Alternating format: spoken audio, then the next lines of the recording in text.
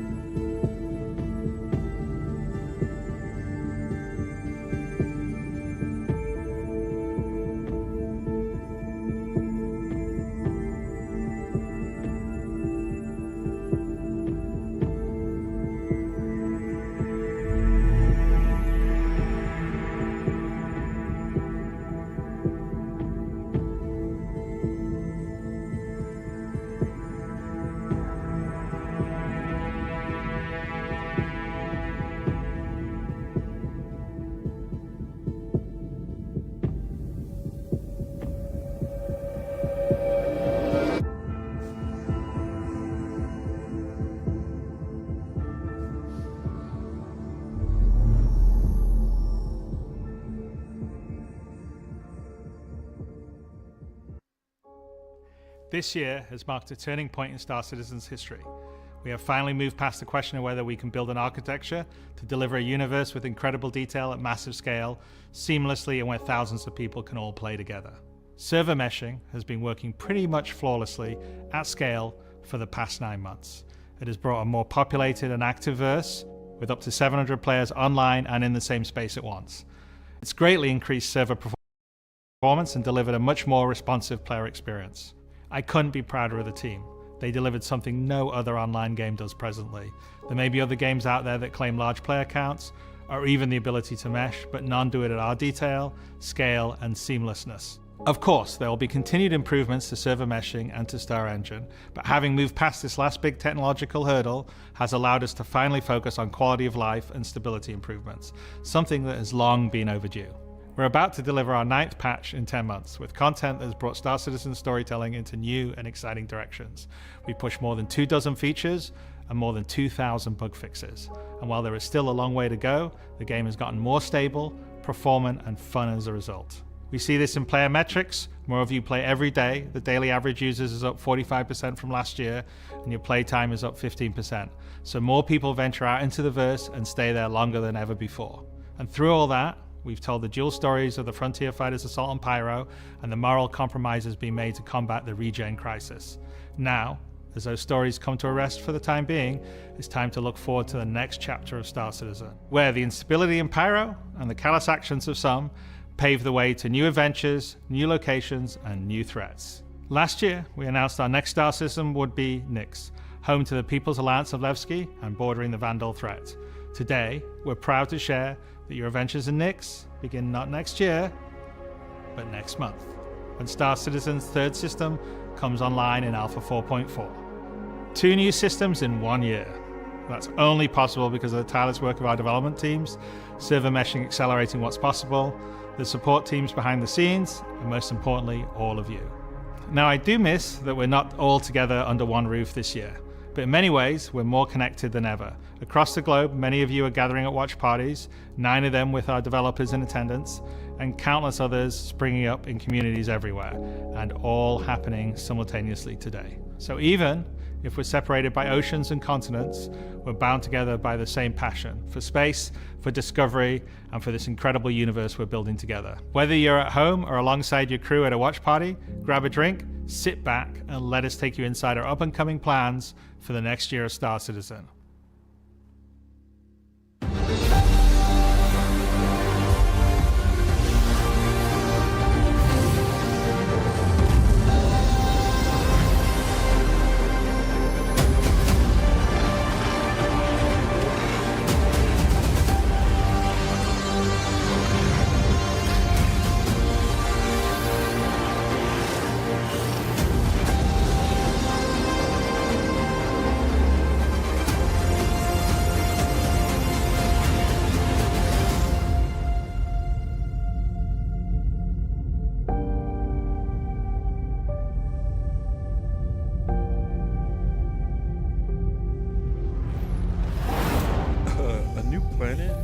System next month is crazy.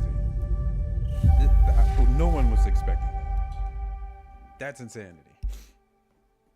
I'm for it. With the foundational technology now in place, the content development of the game is no longer restricted, allowing us to forge ahead with building out our first 5 star systems.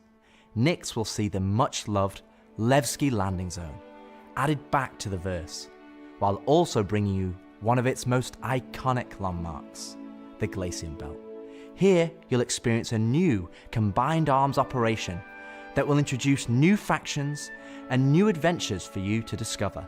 With this edition of our 3rd star system, we're also going to do something that's at the heart of the entire Star Citizen experience, and that is to build it right in front of you. As we have done this year, with the addition of several major locations, such as the Hathor facility or the Lazarus complex, we will continue to unveil new Nyx content throughout the year. It's a slightly different approach to how we delivered Pyro, but we feel this gets the content into your hands sooner and shows our intent as we continue our march towards 1.0. I'm so incredibly proud of the work our teams have done and are continuing to do, and we're excited to have you on this next step of our journey. And as with any journey in Star Citizen, that begins with a little story.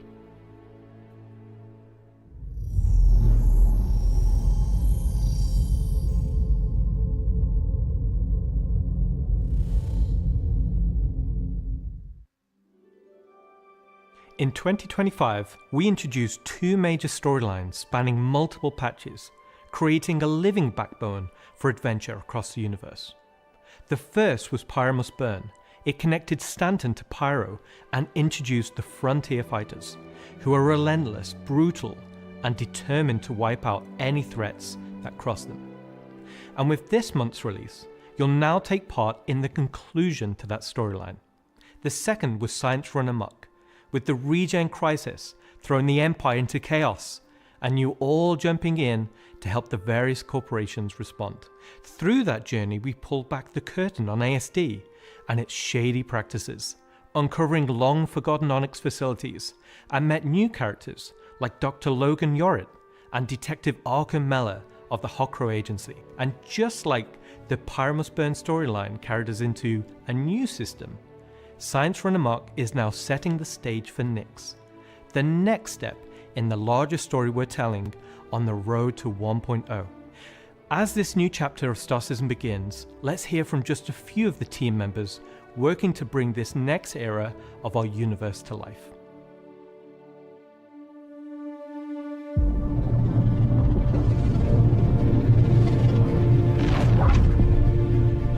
When the Nyx system was first discovered, the United Empire of Earth, the UE, came out and did scans and kind of found out that the system wasn't really worth settling. The planets were too hard to terraform, the resources were too tough to get, so they opened it up. And one company saw an opportunity where the UE didn't, QV Planet Services. And so they expanded into the system and tried to mine as much as they could, making a very slim margin by the sheer quantity of resources they were pulling out. The system itself sort of ran its course from sort of a large corporate interest perspective, and then was mostly left abandoned. Now this ended up being the ideal situation for the People's Alliance, who were a group of revolutionaries who were trying to overthrow the dictatorship of the Messer regime that was going on in the Empire at the time. So they went to the Nix system and established what became known as Levski. They wanted to make it everything that the UEE wasn't at this time. They set up what they saw as their ideal society, where everyone's voices would be heard, where everyone would be equal. But they've fallen onto hard times.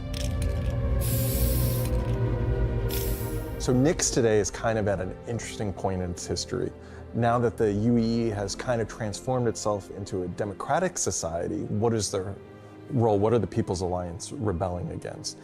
And they still see the Empire as being inherently unfair. They see their role as still trying to create a free and fair society.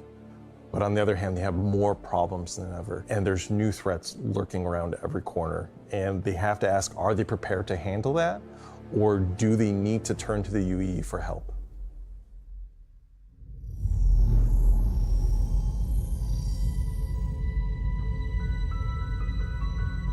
Making a star system is, you approach it from kind of two angles in a weird way. What is this system bringing to the gallery? How does this new system plug into it, and what does it bring to the table from a sort of a flavor experience? We want to make sure that whatever it's bringing to the company is unique and has some flair to it. So the Nix system is a remote system where people want to go and live free outside of the pressure and influence of the UEE. It's a remote and rugged system with a lot of hostility coming from the ever-present threat of Vandal. It's kind of like a frontier-esque thing. It's not lawless like Pyro, it's just kind of out there. Pyro's more like a Mad Max wasteland, and Nix is more like Silverado or like Deadwood, right? It's kind of like a smaller scope. The emptiness and the loneliness is the defining factor. You're still going to find gangs, you're still going to find hostile presences, but it's where people go if they want to live off the grid. The People's Alliance is the main peacekeeping force in Nix. They were unhappy with the direction that the Empire was going under the Messers. They got out. They said, we're just going to start from scratch, build our own society, but build it the way that we think it needs to be built. They're not perfect, they're just people, but they're doing their best. They want to help keep Nix safe and make it prosper. They are trying to do the best that they can, but are faced with the realities of dealing with people, which is tricky. The Pyro star is quite a warm star. Stanton star is quite neutral. And the Nix is a little bit cooler. The system has its star, and it has this dark, really, really dense gas, sort of nebulous cloud. And it has points of light scattered around it, and those points of light in this gas cloud is really, really hazy. So because Nix is bordering Vandal space, it was important that we have a gap in the Nix gas cloud where you could sort of just, in between the clouds, see a piece of the Vandal space. It feels so close that it's even like protruding some red light. The level designers are using it as an actual visual indicator of where to place more dangerous POIs. So if you point your ship in the direction of it, you should find, as we build it out, that you will be in more and more danger. And I think that's really cool. To give more atmosphere, I was testing out adding some sort of space snowflakes, essentially. So when you look towards the sun, you can sort of see that sort of like sparkle. But then when you look away from the sun, you'll see the reflections and sort of like little glints of light.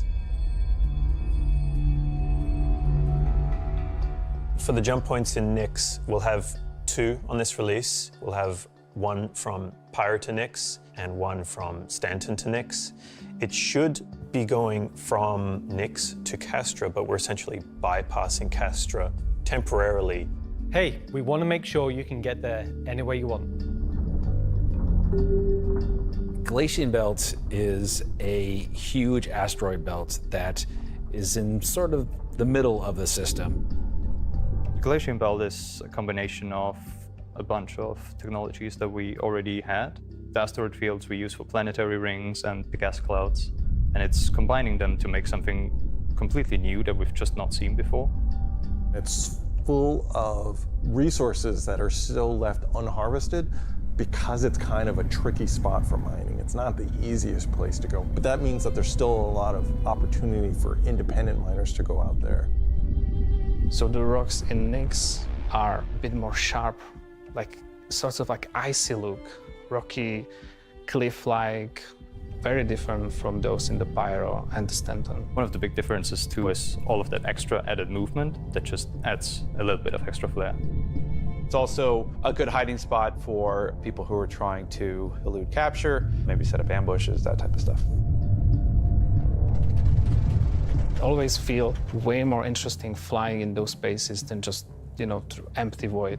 And as we build out the Glacian Belt over the next year, lots of places to put new content.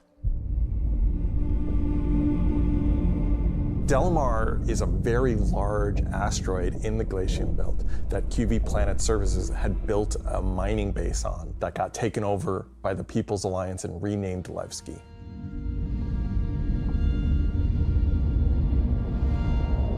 Levski is our first and biggest social outpost for Nyx. It's kind of like the place where you stop before you do your panning. So it's kind of a San Francisco before you go out to the gold rush. It's going to be the central hub for trade and hauling and all of the commerce within Nyx and also from Nyx to other systems. But it does have a seedy underlayer to it. Over the years, you're sort of improving the generation method of those asteroids to culminate towards this specific point to make large, explorable location. When you fly towards the Levski, you see this huge gas ring around it, scattered small, mid-sized pieces of the asteroids. Well, Levski is immediately apparently unique by the fact that it's a facility clamped onto the side of an asteroid. The breathtaking views of looking into the belt instantly gives it a unique charm and flavor. As you approach, you'll initially see a very dramatic borehole that goes all the way through the asteroid. You'll also see, growing out from there and alongside Levski, there will be landing pads along what I'd call the spine. Lots of industrial pipes and transport systems to bring out the refined mining materials when it was a mining station. Before, we were using an actual planet, so we had all of the space available to place all of these structures. But now it kind of meant that we had to create an asteroid which has the appropriate size to. If we took the whole shot of the asteroid, you will see that there is an area to fly underneath. We plan on bringing in hull C gameplay, so this is exterior cargo elevators, so as a team you will be able to load and unload cargo. There's a lot more movement on the exterior, such as the cargo trains going around tracks. It's now going to be fully EVA-able.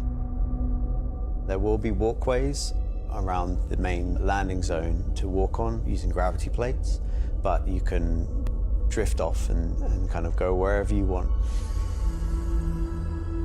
They can explore fully the whole place, which is great.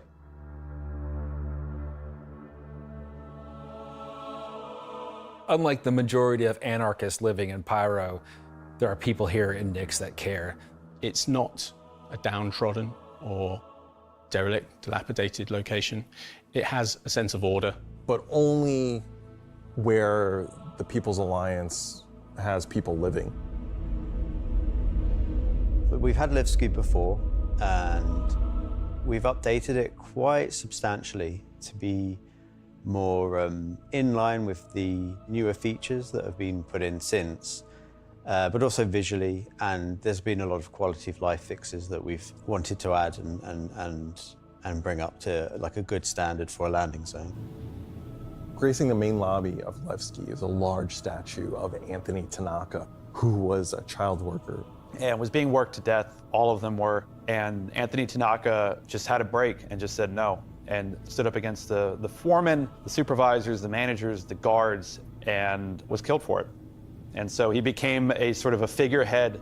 And kind of was one of the linchpin moments in seeing the fall of the Messer regime.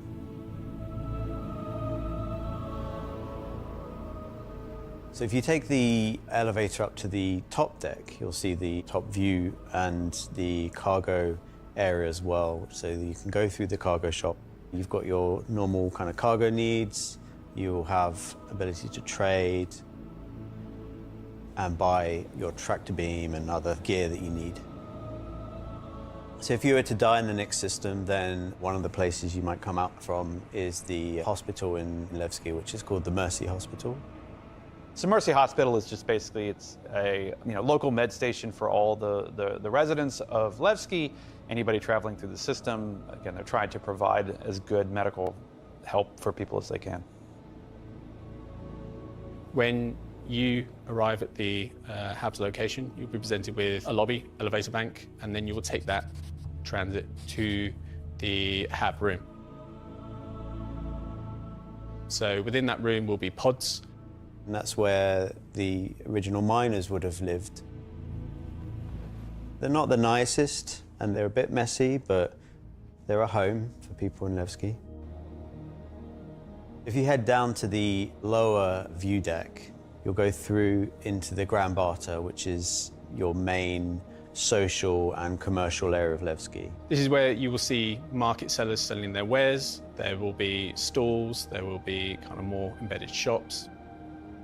And that includes things like Corderies, which is your armor shop, and also conscientious objects, which is for weapons. There's also one of my favorite places, Cafe Musée, which is where you can go down into some of the more rocky depths and grab yourself a drink, and you never know who you meet down there. If you explore a bit more around the Grand Barter, there's other routes around and little side passages. There's another shop that's away from that area called Teachers.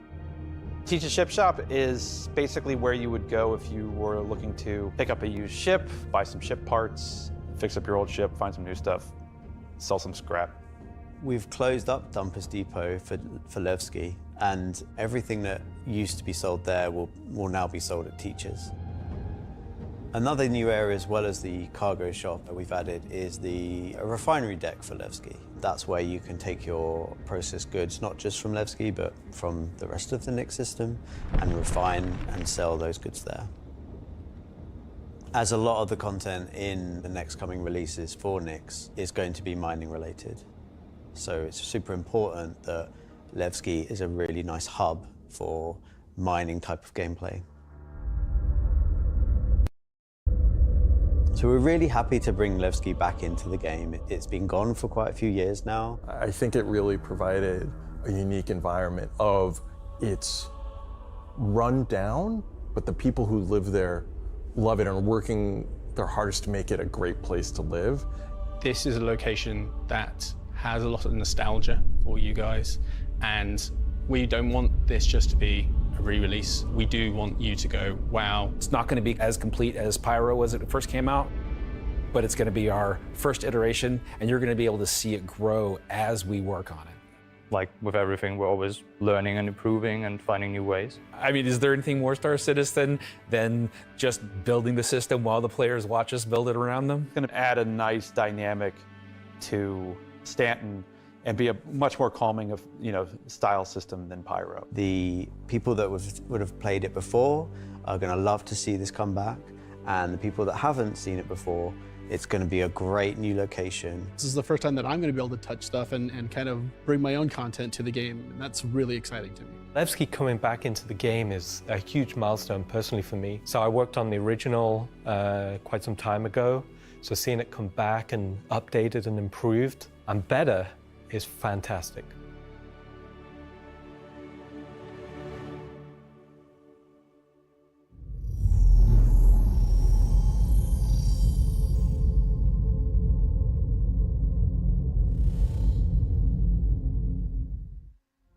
So we've talked about Levski, we've talked about the Glacian Belt, but you're probably asking yourself, what's the new gameplay activity we're going to be doing?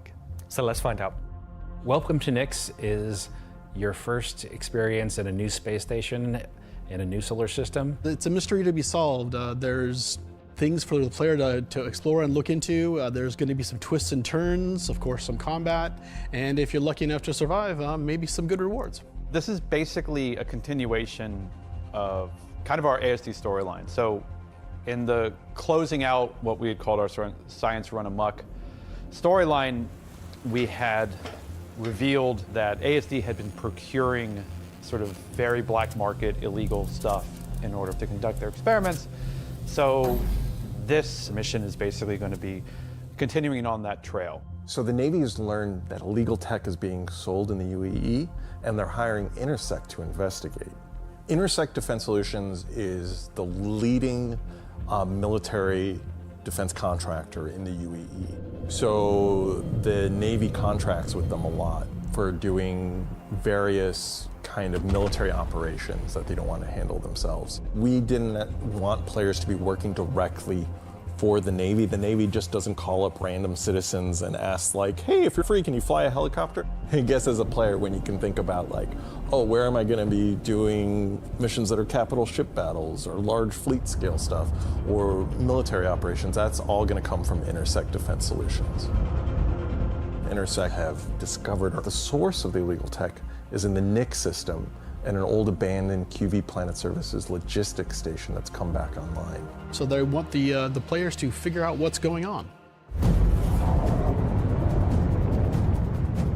So when you come out of Quantum and you start your approach vector to the objective, you'll be weaving through asteroids, going through the Glacian Belt, and slowly the station will reveal itself. Now this is an old QV logistics station. It's pretty beat up, it's pretty derelict, but there's some points of interest that you'll spot as you go through.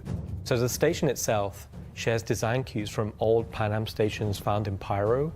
This architectural design found its way over to the Nyx system as the system was being established, but you'll also see some additional design cues that QV Planetary Services were adding, so it's a nice transition architectural point. It's fairly skeletal in design. You'll see logistics yards and cargo yards, but also facilities pinned inside the asteroid, creating this network of facilities. You'll notice there's a Polaris near the main hub. It's not a normal Polaris. It's damaged, it's broken. It's not a standard corporate Polaris. So at this point, you should be asking yourself, who does this belong to? Away from the Polaris, you'll see struts leading to asteroid bases. Now, these asteroid bases are locked, so you don't know exactly what's inside just yet. But all of this comes together to form the playground for the mission to take place. So not only is this facility unabandoned, but it's also under attack from a surprising but familiar foe.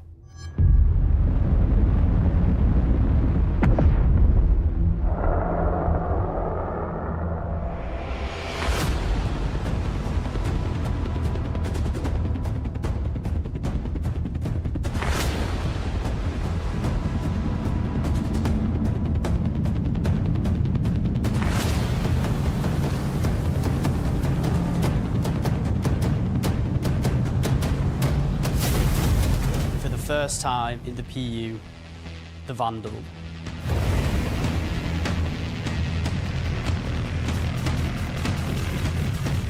So the Vandal are a nomadic, very, very, very violent spacefaring race.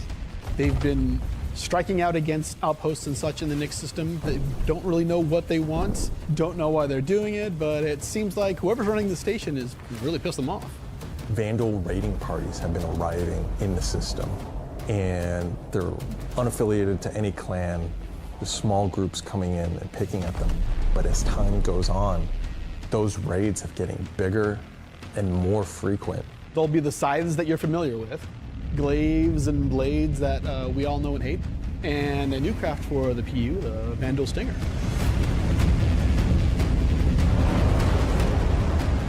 You will be contacted by some civilians on arrival asking you for help. So at this point, you have a choice. You can either bug out, mission over, or join the fight.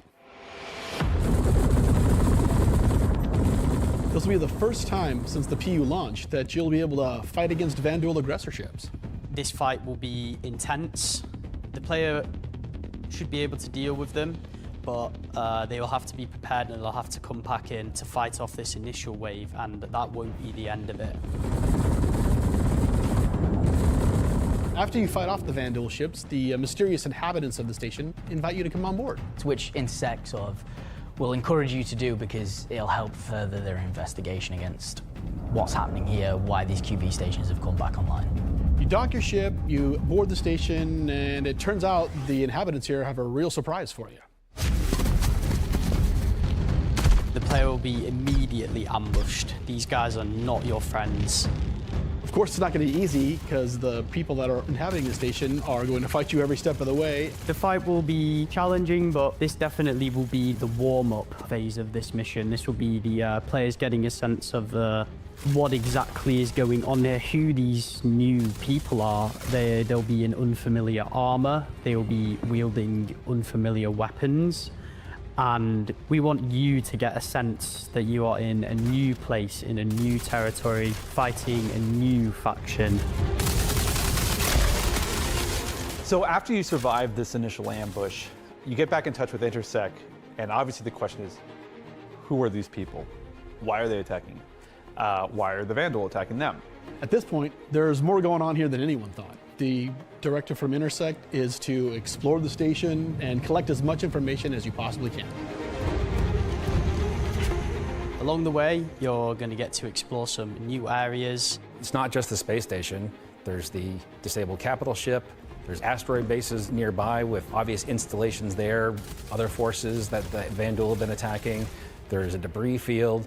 Explore the locations in any order you want and try to find out who these people are and why the Vandal are after them. You'll find new clues. You'll find ways to solve the puzzle of what's going on at the space station and find out what kind of loot they have for you now that you've beat them.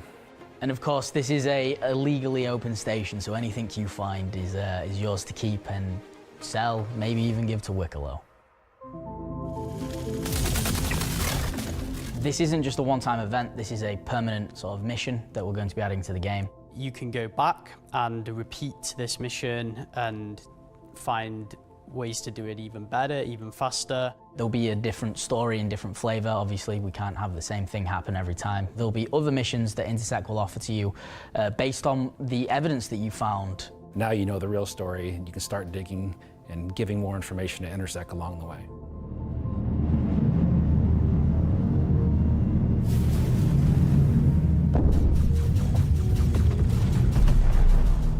I'm super excited to finally see the Vandal in the PU. I'm excited to bring cool Vandal ship combat to SC. Players in the PU will now get to face down these awesome ships and get a taste of like we already have it in Arena Commander where you get to fight the Vandal swarm, and being able to do that in the PU is going to be, I think, a heck of a lot of fun. So this marks a great milestone for us for not only pushing hard and adding great content this year, we're also being able to introduce the next star system and introducing the next landscape to tell new stories and add new gameplay beats into the ever-expanding universe. So we'll leave 4.4 there. If you're at one of the watch parties, please raise a toast to the great work that all the teams have been doing this year. And I'll be right back in just a few minutes to look ahead at some of the things coming in 2026. Hello, everyone. And welcome to the Voyager Bar in beautiful scenic Orizon, where the staff of Cloud Imperium Games Manchester is gathered for their very own CitizenCon Direct watch party. As the dozens of such events happening at locations around the world, we've gathered today to watch this sneak peek at just a little of what the next year of Star Citizen has in store for everyone. Oh, that was really good, everybody. I'm Jared Huckabee, your host for the festivities and for the show today. And let me tell you, it's not a joke. It's not a gag. Next week, we're hitting our 9th patch in 10 months. And then in November, we're going to finish out the year strong with the long-awaited arrival of the Nyx system.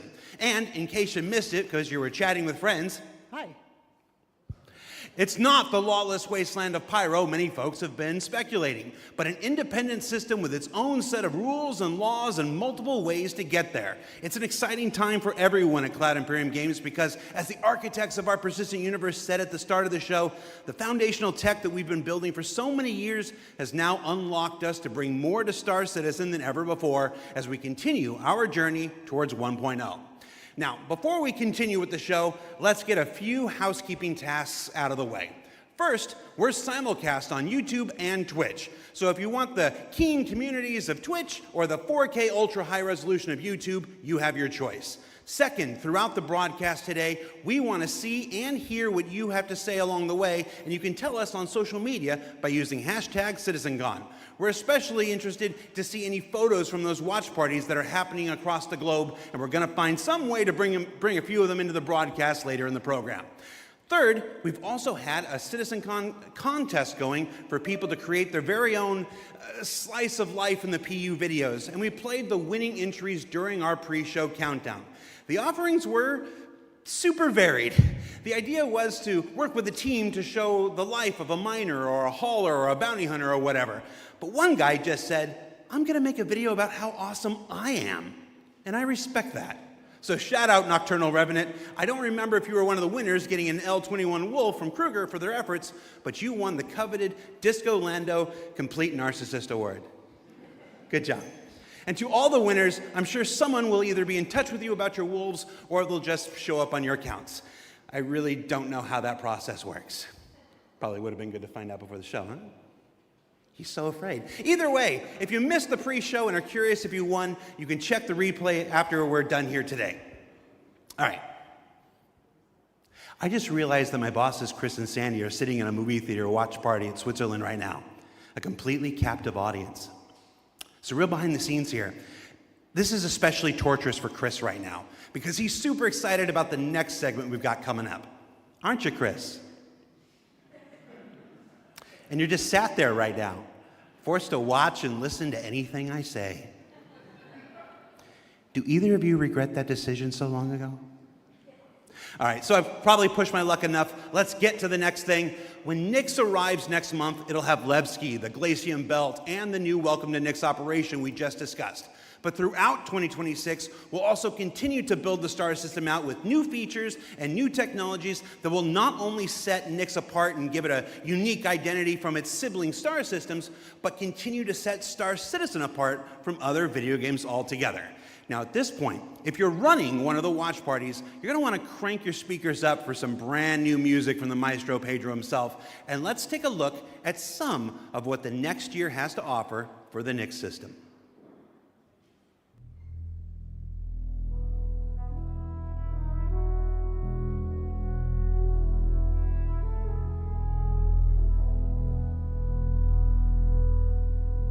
At Cloud Imperium Games, we believe art inspires the best technology.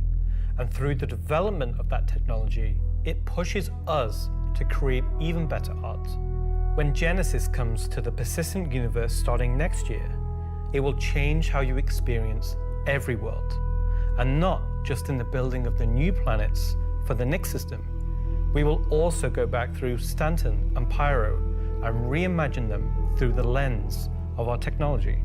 Previously, and more traditionally, we'd create slices of biomes, like deserts or forests. This approach moved us forwards and got us this far, but solving the scale was always tricky. And for Star Citizen, we like to do scale on another level. Issues like seeing tiling from our height maps from high altitude or the unpredictable blending when two biomes connected were common. But ultimately, things just never felt right.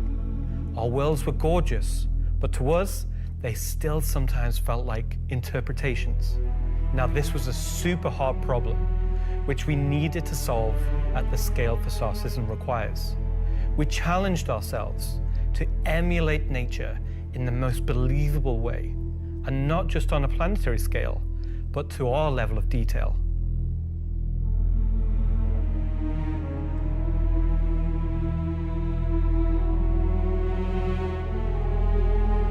With Genesis, we've made a complete paradigm shift to how we do things. Biomes are now created based on the physical data sets, with the assets being spawned whenever and wherever the correct criteria is found. So when you see a forest or a meadow, it's no longer because an artist painstakingly crafted it there. It's now because it simply wants to be there. It fits inside our rules. Genesis also ties into our other gameplay systems. Our new planets are built from the information we create for our different datasets, like height maps, humidity, temperature, soil type, soil amounts, geology erosion data, to name but a few. This means you can now tell where to find valuable minerals as the geology looks like it would be suitable for it. Where scree piles exist below sheer cliff faces, and where rocks have broken off over time due to erosion. Of course, these new tools still give us the ability to direct the look and feel we want. The attention to detail from the tallest mountain to the smallest flower is still our core DNA. With Genesis, we can now keep that detail-orientated mindset as we focus on the quality, and it provides the quantity. Genesis provides our planets with the ultimate sense of exploration and adventure, discovery in the purest emotional form. We want you to find that perfect place, with the planets providing an abundant resource to harvest. This is a major part of what exploration is for us. We want that feeling of finding a corner of the universe that you'll fall in love with, and where you want to settle down and build your home. Now I'm going to hand you over to Will to go deeper into what we have built that allows Genesis to realize our vision. As a reminder, some of the visuals you'll see will evolve and change as we continue our technological development and hone in on the final look for Nyx. Thanks, Ian. So, in case it's not already clear, Genesis is our name for a group of technologies that are improving our ability to build worlds, refining those that we've already created, and ultimately expanding our persistent universe to the scale and quality that we all expect. I work on Planet Tech, so let's talk about how that's continued to evolve since our presentation last year. And instead of just highlighting some really cool biomes that we can create, let's go ahead and show how all this work applies to the upcoming planets of Nyx. So there are 3 planets in Nyx. Nyx 3 is a gas giant, and I think it's blue. It's not going to surface. I don't really know. Nyx 2 is a yellow, toxic. It's got like this high pressure atmosphere, and it's like a very volatile planet with high risk reward gameplay. It's going to have some really interesting biomes for you to discover, but for now, just know it's going to be dangerous, because today we're going to focus on what we consider to be the hero planet of this system.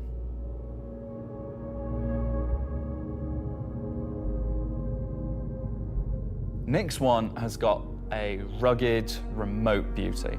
It's got a diverse set of biomes, from weathered rocky mountain ranges to vast sweeping forests and grasslands, and from damp, expansive wetlands to claustrophobic, festering swamps. These core biome concepts give us a fantastic platform to hone our technology, in some cases because the current tech couldn't do them at all, or because we want to completely step up our game for them.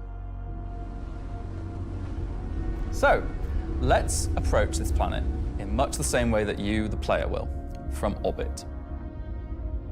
The orbit appearance of the planets going forward is far more tied to what is present on the surface. Previously, we had different data that drove the orbital and ground coloring. That's because the orbit was designed to look like vegetation that we'd place on the surface, and the ground coloring was trying to be a mix of soil, rock, and the organic compound coloring that forms the kind of colors there. Now we author much more of the data in a unified way. When you look at Earth, you see blues and greens for ocean and vegetation, and brown or yellowy tones for sand and soil. We wanted to keep it as simple as that. The same set of textures and data that define the color of the soil, sand, and rock on the ground are used to create the orbital look. We then assess the presence of vegetation and competition between different species on each part of the planet and use that to blend in tones of green, including variations due to species health and the current season. This creates a far more complete image and allows you to identify features, geologies, and potential points of interest all the way from space. Let's go down to the surface and start with something closer to what you're used to, but in a whole new light.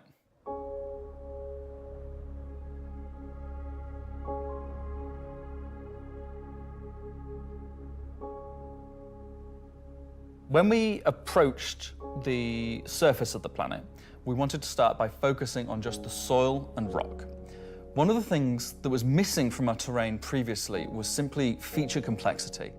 Looking at our contemporaries, we lacked detail at the ground scale.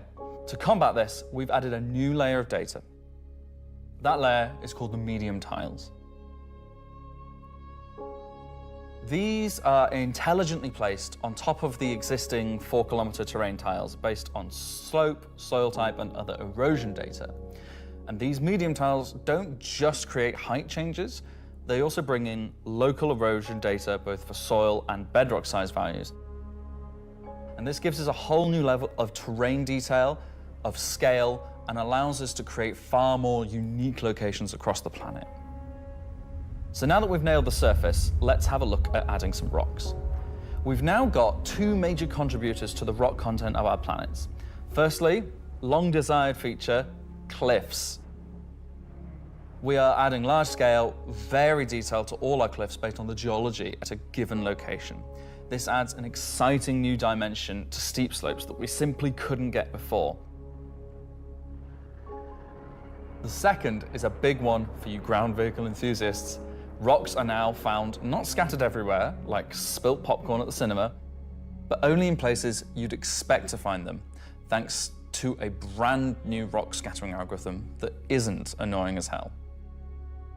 Using physical data generated for each large and medium tile, now rock distribution makes sense and has a physical basis. So if you're still crashing into them after this comes out, that's on you. The rock assets themselves have had a glow up too.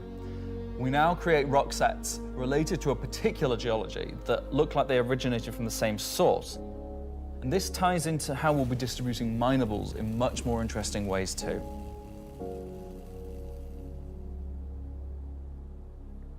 So now that our base terrain and rock scattering looks good, let's add some vegetations and explore some additional biomes.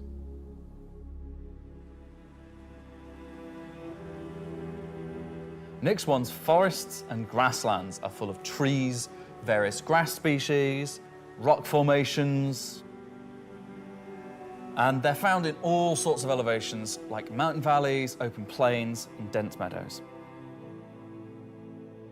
And when we start to add a bit of fresh water, they begin transitioning into more wetland-type biomes.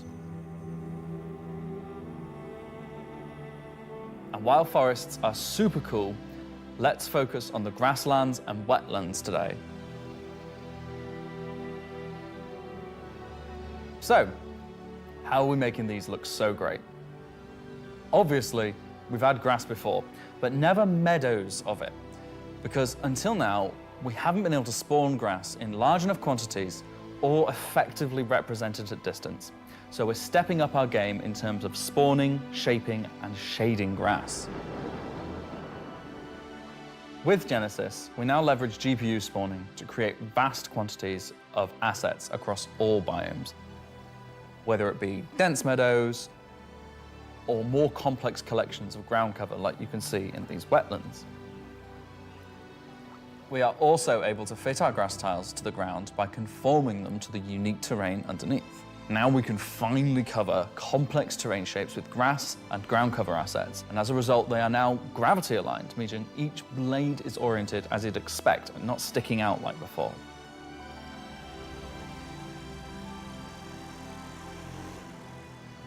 Next, let's take a look at how we light our grass. Now, as in real life, the shading of a grass blade, or indeed a whole field of grass, is lit very differently to like a flat surface. We now use a solution that shades meadows of grass far more like fur or hair. And this, if you think about it, makes sense. At a distance, a field of grass is far more like a carpet or cloth than a flat surface. This improves how our grass looks from a near perspective, as well as bringing us nicely into how we're solving the distant representation of grass. So let's talk about the distance problem. One of our biggest achievements with Genesis is allowing us to build beautiful biomes out of flora and geology assets like a building set. Can I say Lego? No. Too late. But in the past, this broke down very quickly when objects simply disappeared when viewing the same biome from 10, 20, 100 kilometers away. Because we don't hide planetary transitions and allow you to view complex regions from very large distances, there are almost infinite perspectives from which you can see a location in Star Citizen. So, how can we afford to evaluate complex spawning logic at runtime for the entire swathes of the planet? Enter the virtual terrain. Virtual terrain, or VT for short, is how we now cache and represent our terrain at varying scales.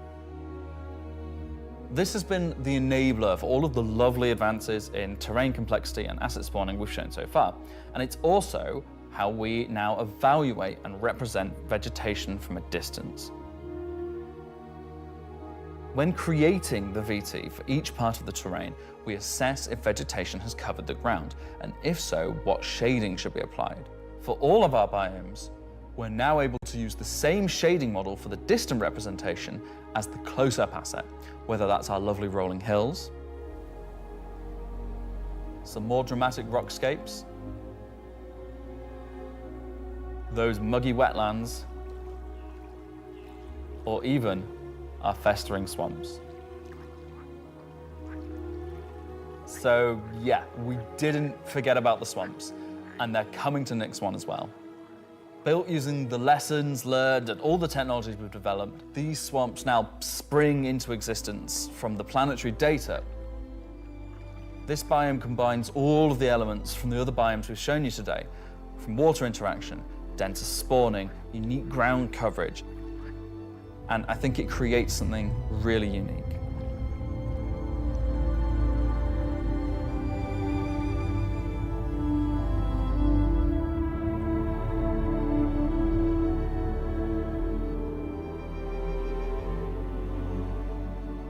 Anyway, that's our update on the Planet Tech portion of Genesis and how we're using it right now to sculpt the identity of Nyx 1. And I hope you're as excited as we are to explore this and everything we haven't shared yet next year. As you can see, Genesis is now inspiring everyone here to create planets of the quality and believability we've always strived for.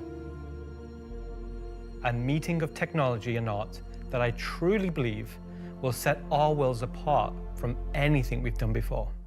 And with that said, let's move on to a little travel between systems, literally.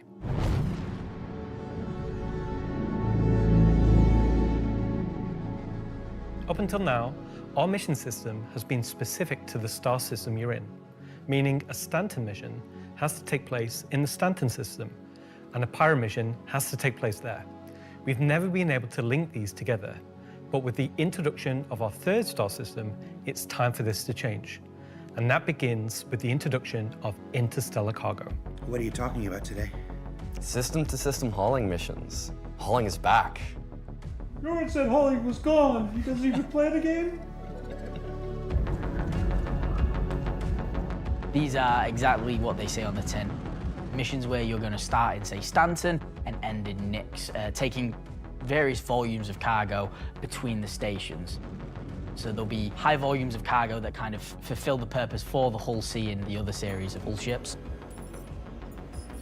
And there'll be a few sort of more direct routes. So you might pick up some cargo from Ruin Station in Pyro and go through the jump point to Stanton and drop it off there at one of the LEOs. So if you've never sort of experienced the jump point or going through it, these missions will require you to. They're no way limited. You can do them in any sort of ship you want, any size of ship. I'll be doing them in my Drake Cutter myself, between Stanton and Nyx. Just a Drake Cutter? I've got a few ships, but the Drake Cutter is really cute, so. One thing that we're looking to add with these interstellar missions is scripted combat encounters where you can be attacked by NPC ships. Maybe the mission giver has tipped off some pirates who are looking to get a hold of that cargo, as well as express missions, which means the deadline timers that you're used to in the regular hauling missions might get really tight and you've got to learn to be very fast. All of the love and care that has gone into hauling missions so far, with the logistical network and making sure they make sense within the themes of the systems, just as much love has gone into the interstellar missions we're making now. At the start of the show, we said we was going to build out the Nyx system right in front of you after 4.4 launches next month, and why we want to keep as much of what we're doing behind closed doors so you can discover it for yourself, in-game and on your own. We still are excited to share with you a brief look at one of our up-and-coming locations we're calling Rockcracker.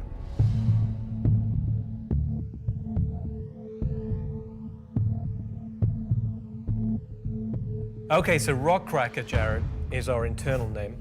Rockcracker is where you have to crack a rock. It's a big rock. You want more? So way out into the Keegar Belt, you'll find these old QV breaker stations.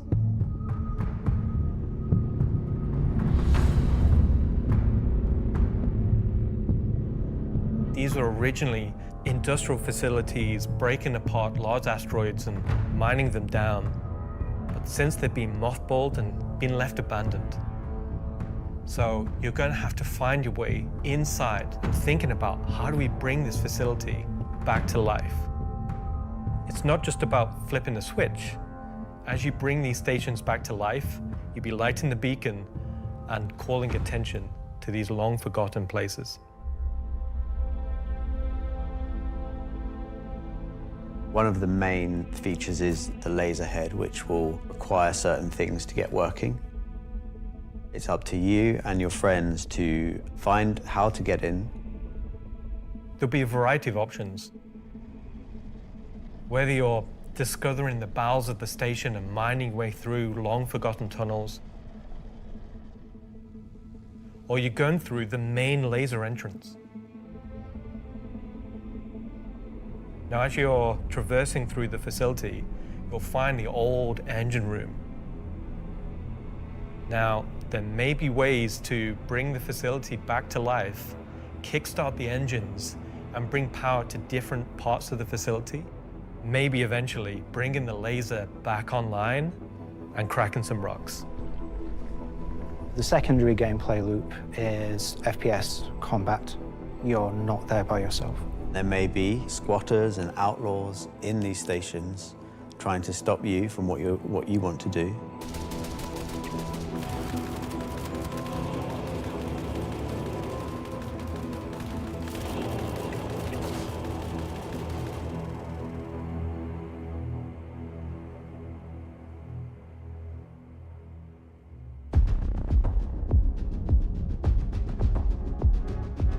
So you've found these old facilities, you've brought them back to life. You've systematically brought power to various functions of the facility.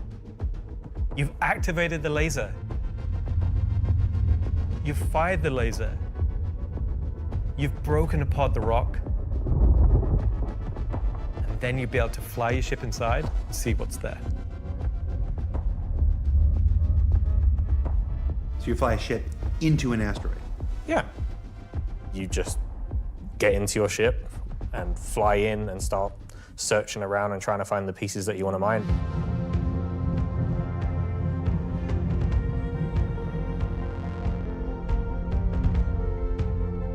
I'm really excited about Rockracker because it's a sandbox activity.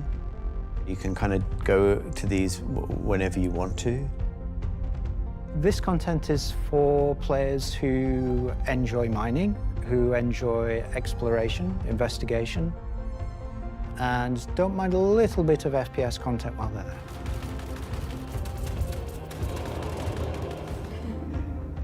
there. It will be a very new experience compared to any other asteroids, because this one, kind of like Alan and mine, will crack open and show its secret. And one presumes you can make a decent amount of scratch in an asteroid that's big enough you fly your spaceship into it. It wouldn't be worth doing if you couldn't make a good amount of coin, yeah. Making promises for the econ team. Yeah, they've got to balance it. It's for people who want a lot of minerals. When crafting comes in, when all the other mechanics and features that we want in the game for 1.0 come in, it will be a place where like an organization or a group of like 5-6 people could come and just get a monumental amount of minerals. So that's a look at some of what's coming over the next 12 months. In addition to what we've shown, there'll be new mission packs tailored to the People's Alliance and their struggles. There'll be events that invest you into the evolving storyline of all 3 systems we'll have in the game. And of course, when we begin populating these with new planets, there'll be a whole host of ground-based POIs, settlements and structures inhabited by those trying to make their way in the verse. And all of this in service of building star systems that complement the massive corporate yard of Stanton, the lawless ganking of Pyro, and now the new frontier of discovery for the Nyx system. Should I say ganking? You already did.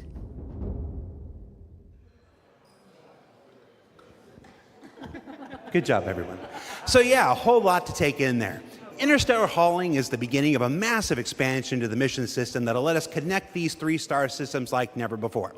What else we got? Rockracker. Rockracker is just one of the next operations that'll be coming to the Nyx system in the first half of next year, where you're gonna fly into an asteroid and do that thing that miners love more than anything else. Complain about PvPers getting in their way. No, I'm being told it's mining. It's mining. And of course, one of the most anticipated features coming to Star Citizen, Genesis, and what that means for the planets of Star Citizen, including the ones already in there. So let's talk to Will Hain and find out more. And I'm just remembering that Will Hain is in France at the watch party. Okay, France. Ask Slarty Bartfast over there how they're going to use Genesis to update the planets and moons of Stanton and get back to me, all right? And see if we can get some fjords. What else we got? The Citizen on Digital Goodies Pack. That's a hard thing to say. That went up for sale a couple weeks ago and has a whole bunch of mysterious items in it, and that's where I can tell you now that almost all of them are tied to the Nyx system in one way or another. So let's find out what's actually in there. There's a gunship flight suit and helmet, 2 armor sets from that mysterious faction causing a ruckus with the Vanduul, and an Intersect BDU sweater and outfit, a couple of crazy weapons that I'm certain we're going to learn about in just a few minutes, some slick Levski swag, and finally, to celebrate the long-awaited addition of the Vanduul to Star Citizen, a cool Vanduul knife and adorable plushie, which I swear to love and squeeze and cherish forever. So yeah, it's a pretty solid haul for this year's Digital Goodies Pack, which you can still pick up right now on the RSI store. So now, let's go ahead and transition into our next segment. Much of what you see in the show today has been the culmination of a lot of people's work in... What's up? All right, I had a dream about like this once. Yeah. Okay, so against everyone's better judgment, the thing has finally happened. Can I help you? How do you think the show's going? Good. We're getting the Nyx star system and the Vanduul are coming. Kind of been a lot of Nyx, right? Well, yeah, but it's a major milestone and it deserves a major showcase celebrating everybody's hard work. And you got more, right? Well, yeah, there's spaceships coming out. Cool. Wow, it's like they only scanned the original community portion of me. If pictures steal your soul, imagine what face scanning and PCAP does. Well, this has been super cringe. So I'm gonna head out. Bye. Oh, Regular CitizenCon is still better. You should have done that. Of course. Thank you. Part of me that isn't a soulless marketing puppet. All right. No. Let's just go to some spaceships, shall we? Hi, my name's John Crew. I'm the Vehicle Director here at CIG, and welcome to Talking Ship, where we're going to talk about 3 new ships coming to the persistent universe.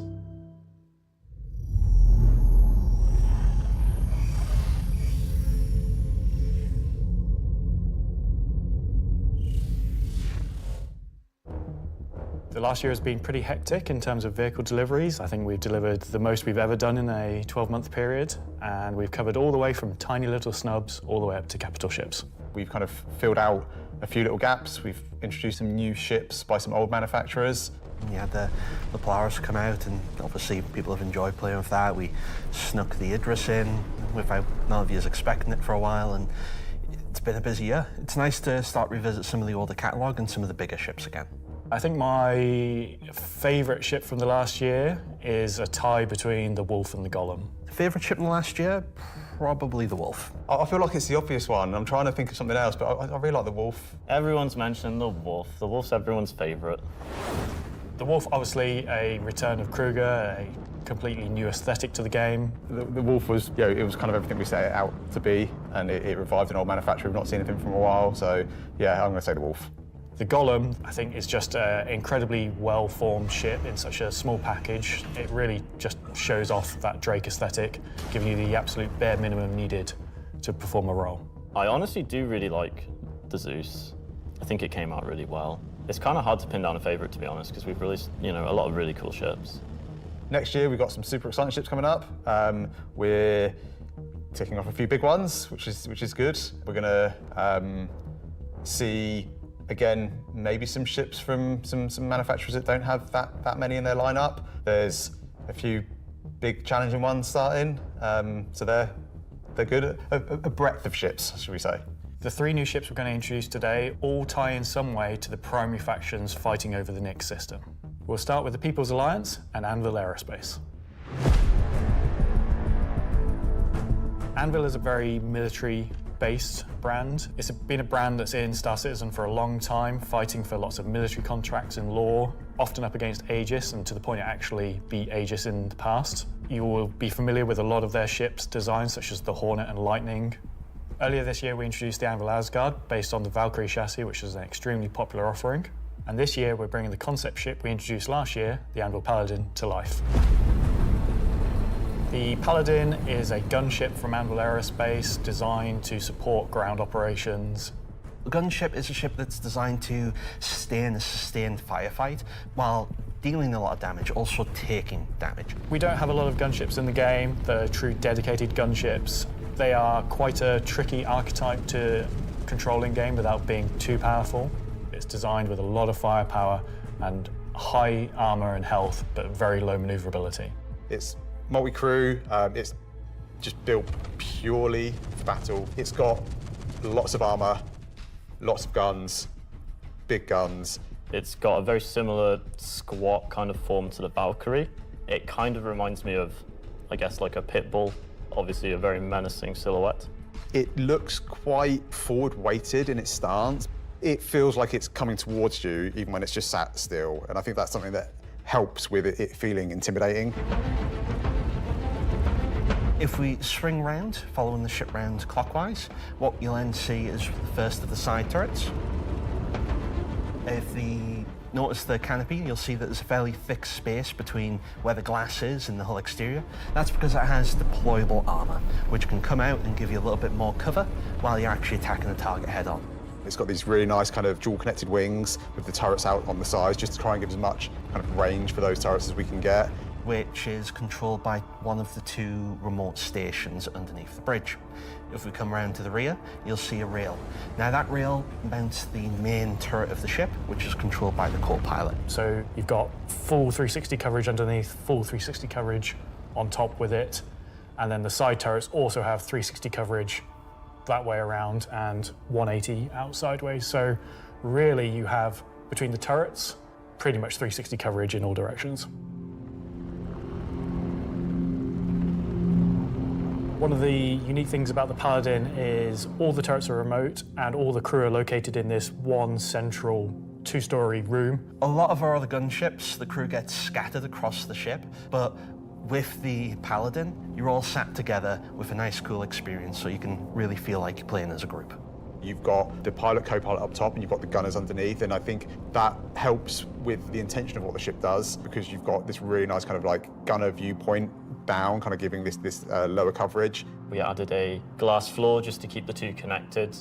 I think that really helps with the feeling that you're all working together and communicating. That said, if you don't have the ability to fully crew a Paladin, you can still fly it and engage in combat solo. Obviously not as good as if you have a full crew, but you can't always guarantee your friends are going to be online. As a solo ship, it's pretty capable of doing a variety of missions within Star Citizen. So if you want to run this ship solo, you can take on combat missions that, say, other heavy fighters like the Scorpius or other ships such as the Drake Cutlass could do. Coming aboard the Paladin, you enter into this sort of armory ready room area. You have a variety of suit lockers and weapon racks in this room. Everything's very militaristic, stripped back, simple. It's a very functional space, but you'll find everything you need in there. One of the improvements from the original concept is we've added a small dedicated cargo bay area, allowing you to store actual SCU crates. Forward of that is the route to the lower gunners, and then upstairs you have the bridge area, and then off that central area you have the dual living quarters, one on the left, one on the right, and then at the rear you have the main sort of engineering area where the majority of the components are. Also within the upper traversal area you also have a little breakout area with seating, food machine, toilets, etc. I think it's a very cool looking ship. I think we did a really nice job of taking what was there in the concept and adding an extra level of detail and trying to kind of push things forward. I think it hits the nail in terms of a really solid military ship. It's really complementary to some of the other ships in the Anvil lineup, so something like the Valkyrie, where you've got this big drop ship. You know, the Paladin's there just to make sure it's safe, make sure no one messes with you, and just basically scare people away. The thing I like most, I think, about the Paladin is that it's very clearly got a crew of 4, and they all kind of work and operate under the same conditions. You know, the pilot, co-pilot, and the 2 gunners, they're basically all equal on the ship. There's one toilet, everyone's got the same style of bunk. When they're at work, everyone's at the front of the ship together. It's really odd to me that you call that, you like that there's one toilet for 4 people. Well, you know, it's you all work together. You're all equal at work. The toilet seat never gets cold. Toilet seat never gets cold. Yeah. So that's the Anvil Paladin. Whilst originally a military-built craft, it's the perfect ship for folks on the frontier trying to defend against threats. And talking of threats, let's move to our next ship, a replica from Hesperia. Hesperia are a high-end manufacturer. They specialize in recreating exotic and particularly alien spacecraft. Effectively what they're doing is they're remanufacturing them, making them a little bit more suitable for kind of human flight. And the latest offering from Hesperia is the Vandal Stinger. The Vandal are big, scary space aliens. They're like 7-foot-tall, evil war race that sort of take over, steal technology, absorb it, fuse it all together into their own needs. They are the relatively nasty aliens that you sometimes hear about and haven't seen much of yet. They also make really cool spaceships. The Stinger as a Vandal heavy fighter was reserved for their higher tier sort of ace pilots or high-ranking members within their clans. The Stinger is a competitor to something like the FA or, I guess, the Scorpius. It packs a lot of firepower in quite a large frame, so it's a very, very tanky spacecraft. The firepower is almost unrivaled in terms of just both the number and the size of them. So it's there for players who don't want agility. They don't want to be in and out quickly. They want to be there brawling with big guns and taking all the hits. One thing Isperia have done differently with the Stinger is they have done away with the majority of the bespoke weapons. They heard everyone's complaints about the glaive and blade and have stripped off the original Vandal weapons to allow customization for standard human weapons. With the exception of the single size 5 gun. Because it was too well integrated into the hull, even for Isperia to remove. All the additional weapons are generic mounts, so they can be swapped with any of the existing lineup that we have in the game. By doing this, it provides greater flexibility to the end user, and this is something Isperia wanted for the civilian market. For that one bespoke weapon, the size 5 plasma cannon, functionally it is the same as the existing size 5 plasma cannons on the Scythe and Glaive, but it is a sort of Gen 2 model and wraps it in a different aesthetic compared to those models. You'll see they're very much older Vandal styling. This is much newer Vandal styling, but underneath it is the same weapon that people have used for years. Our job as the vehicle art team on the PU was to take the Stinger from the squadron team and prepare it for life in the PU. We took an opportunity to take, this really well-established art style and, add extra details where needed. So the exterior is a real blend of these kind of hard surface, kind of rare alloyed kind of wings, and then underneath this real kind of organic structure that kind of webs all of the ship together. It connects the thrusters in, it connects all the kind of underside of the vehicle and pulls the whole ship together. You can tell it's very different from the Vandal ships that are currently in the PU. If you take, for example, the way the cockpits are constructed. Up at the front, we've got this big kind of bubble dome that gives the cockpit quite a unique shape compared to some of our other ships, and also gives the pilot a unique position within the ship and kind of gives great visibility out the front. Boarding the Stinger is a little unusual compared to other ships, obviously being alien in nature. You're going through a ramp at the rear, and it leads you kind of straight up into the belly of the ship. There's, lots of organic detail, rib cages, kind of strange alien forms. On entry of the cockpit, the seat kind of comes down towards you, and you kind of climb over the back of it a bit like a motorbike. You're basically riding into the cockpit. It feels very much like you're being carried inside the cockpit. Into the traditional prone flying pose that Vandal pilots use. I'm very happy with the Stinger. I think the team done a really good job of making something that feels different, it feels alien, but it suits our lineup of ships and it suits our universe. I think the guys did a really good job of respecting the direction and vision from the original Stinger and Vandal ships in Squadron. We've tried to take a lot of inspiration from movies and other science fiction material, but I think it sits well within the Star Citizen universe. So we have the Paladin for the People's Alliance. We have the Stinger for people that really like Vandal and want to try and pretend to be them. But what about the other mysterious faction we have running around? So Gray Chowdhury got his start as he was working at a cargo center out in Odin. He started being able to get his hands on some stuff that other people couldn't, items that necessarily you couldn't find on a store shelf, but you wanted anyway. I think Gray is interested in, happy customers.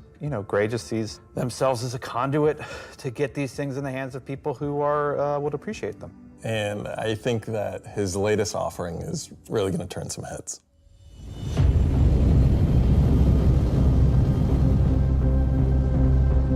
So the Shiv, well, we don't really know what it is, to be fair. It's what happens when someone who is a genius at aeronautics and ship assembly is given free rein to do whatever they want. It's the best of whatever they can find lying around, put together to make something truly unique, wonderful, arguably beautiful, and just released out into the universe to see what happens. At first glance at the exterior of the Shiv, I think most people will probably recognize there is more than a fair proportion of the cutlass visible there, but it's had quite a few changes to it. As you look a little bit closer, you'll start to pick out elements from other ships. You've got, main thrusters that are from the Valkyrie. Even the bits that are obviously a cutlass have had panels welded on, panels removed.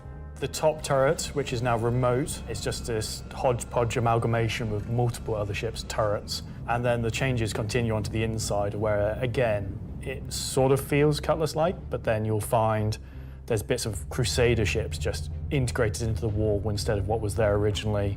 It has lost its side entrance, some of its cargo capacity, but what it's gained is it's gained visually more powerful thrusters, it's gained a really kind of nice set of belly thrusters, it's upped its firepower. As ever with the refined work from Gray's Market, you can see that great care was taken to the health and safety to ensure that there's no trip hazards anywhere.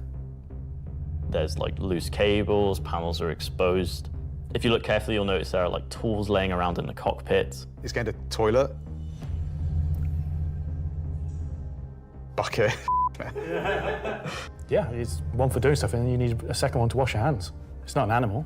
It has very much taken that ethos of Drake and moved it down a level, which I think is quite an achievement. Just look at this thing. How do you even begin to describe the madness that created this? It's the Shiv.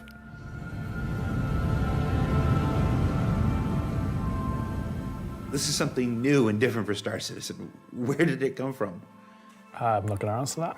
Just Nope. nothing. Just No comment.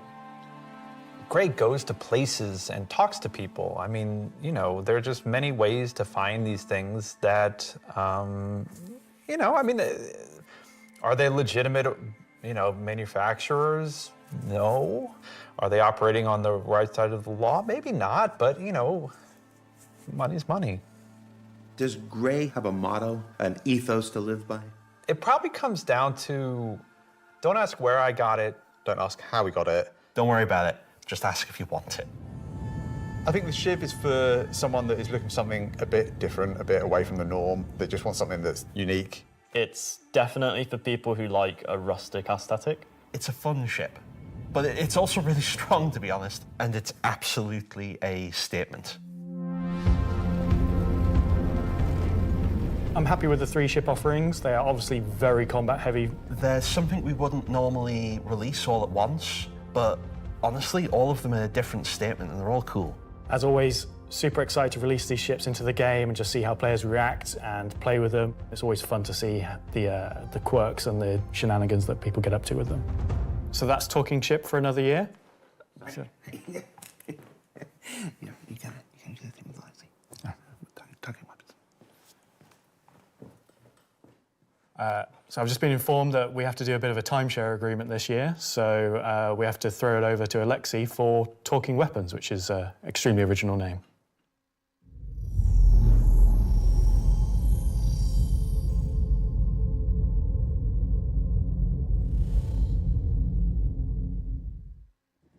I'm talking about the new edition that came out in October. The non-weapons are essentially the weapons that does not have a manufacturer, the weapons that you can think of that were made by space pirates. Gray sells whatever he can sell. Sometimes he gets his hands on some weapons that come from unknown origins. He will sell things that no company in their right mind would ever make. These are the most kind of like scrappy and taped together and the most kind of like pyro-ish weapons that you can think of. Right now we're releasing 3 new weapons. Rocket launcher, the LMG, and the long-awaited Space AK.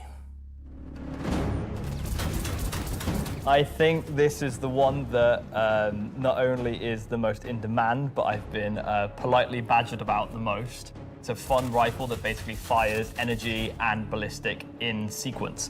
So your first shot will be your ballistic, your second shot will be the energy. You'll see on the top of the art, there is a bolt that cycles the rounds, and that goes off with the ballistic shot, but it does not go off with the energy shot. And that is just like a really fun way of making a weapon work in kind of like a scrappy, glued together kind of aesthetic. The LMG, this thing is a really fun, slow-firing, hard-hitting beast. It will bring the 50 cal, and the only other weapons that have this right now in the verse are the Bearing Sniper Rifle and the Coda. Honestly, if you even get hit by one, you just instant tier 1 injury, back to medical. Are you even trying anymore? You know what? We made all these really complicated fancy guns, and some people just want, I want a slow firing rifle. Give me a scrap together box that fires the biggest thing you can possibly find. We don't have a rocket launcher of this caliber. It will be 3 grenades straight together that you pull into the tube and fire towards your enemies. The cool part about it will have an arming distance, so you will not be able to just point it towards an enemy. It's also going to have a lot of spread. So essentially, you're going to have to get very close with your launcher to be able to blow up ships with a single payload in it. You can't actually aim with the apparatus, because you've got the tube on your shoulder, and you try to aim it, you'd have to physically put the tube in your head. So we were like, oh, we can't have an aiming apparatus for this. And then we realized, like, it's in the spirit of being a tube that you can't use the aiming apparatus, and you just kind of like, all right, I think that's the middle of the screen, I'm gonna hit it. It's in the spirit of being a tube.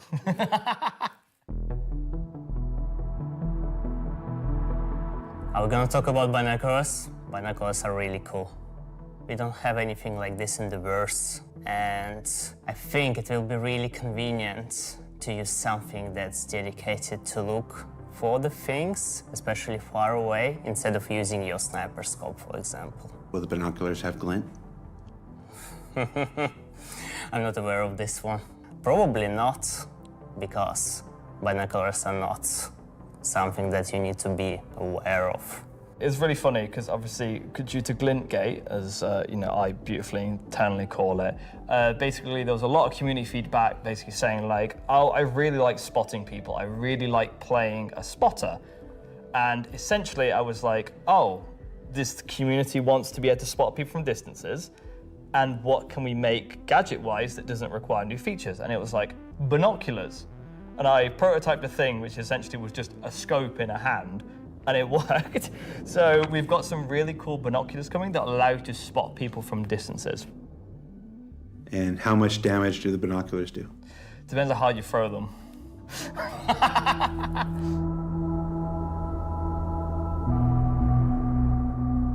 Thanks, Alexei and Zach. That's the end of this segment for this year. So that's Talking Ship and Weapons, unless anyone else is going to come and tell me something else. It's been an exciting year, and I think the next year of ships is going to be even more exciting and expansive than this year.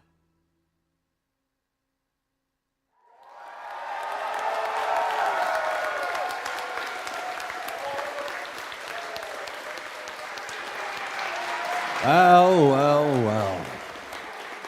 That is an eclectic bunch of combat ships for the verse, and they're all available right now up on the robertsspaceindustries.com store. Also, any minute now, there's going to be a PTU drop that includes all 3, so you can fly them now ahead of their release next week when Alpha 432 goes live. 3 combat ships. I wonder if they'll have any additional uses coming up later in the show. That's a hint. All right, what else can I shill? Oh, there's merch. We've got these cool new Levski desk mat things. These are always popular. There's some Levski metal posters on the store, and of course, love them or hate them, but you can't avoid them. There's this cool new Wickelo's Emporium t-shirt. Yeah. There's also a page published earlier today with a bunch of links to offerings from our third-party partners, from eye trackers to gaming chairs to voice packs to spaceship models from new partners like Planet Ring and Pigeon Spaceport and more. You can find all of that on the RSI website as well. And what else can I show? Oh, for those of you who are at watch parties, where is it? Challenge coins. Who doesn't love challenge coins? There's these lovely Levski-themed challenge coins if you're attending one of the 9 official watch parties around the world. There's also a digital one of these in the goodies pack, so you check those out. Don't leave today without getting your Levski challenge coin. All right, what else can I shill? Now I'm kind of tired of shilling.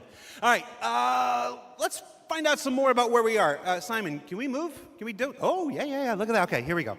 Pardon me. Excuse me. Hi, how you doing? Hey, that was my best angle. Hey, I gotta be careful. Last year I took 3 steps and tore a muscle.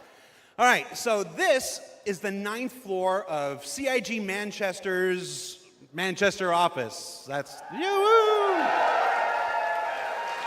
This is the room where we have lunch every day, and if you get here early enough, croissants, if the weapons team hasn't stolen all of them.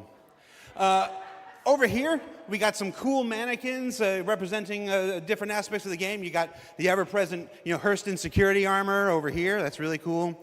You got your Dusters armor right here. You got this guy from a game that we're not talking about today. Marine armor, yeah, it's all pretty cool. And then when you come over here, got a nice little recreation area. There's some sim pits over there for people who need to test that kind of stuff.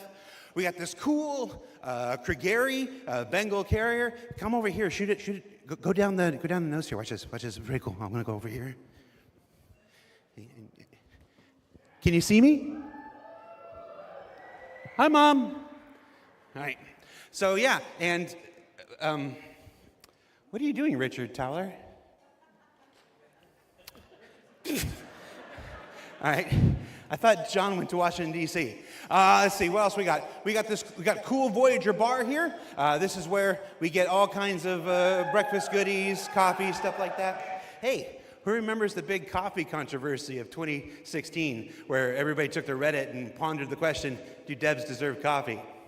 I do. You want to see what next year's big controversy is? Check this out. I'm gonna come over here. Do devs deserve coffee? Welcome to the Stargarita machine. Yeah. Do devs deserve frozen deliciousness? I don't know. Go to Reddit and let us know. All right, let's see. Let's go over here. Competition winners. Competition winners. We have the list of competition winners. Can we put that on the screen? Yeah, competition winners. Remember the competition for the CitizenCon winners? The people made the videos, and we gave them a Kruger L21 Wolf. We actually have the names. They're behind me. Look.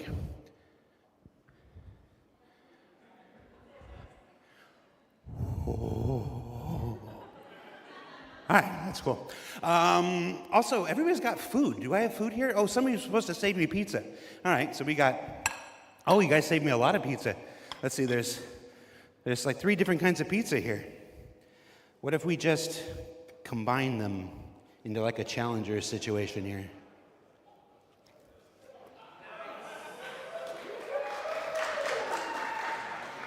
That's a CitizenCon throwback if you're not familiar with it.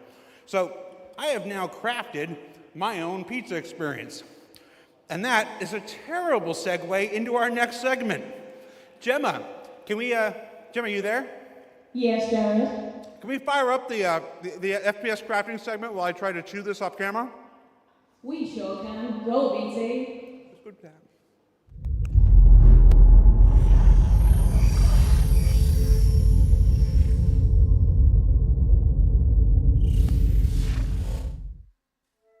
Star Citizen, at its heart, will always be an enormous sandbox experience where you can set out to tackle the universe in whatever ways you want.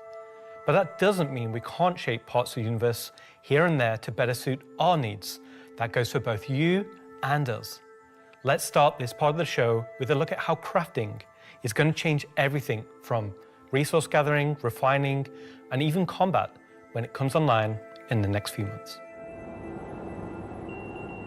First version of crafting is going to be quite small in scale. We're going to use it as a kind of a concentrated effort to allow the players to experience the initial UI, the flow of gathering materials of different quality, and using those to craft items which are better than what they have currently in the game.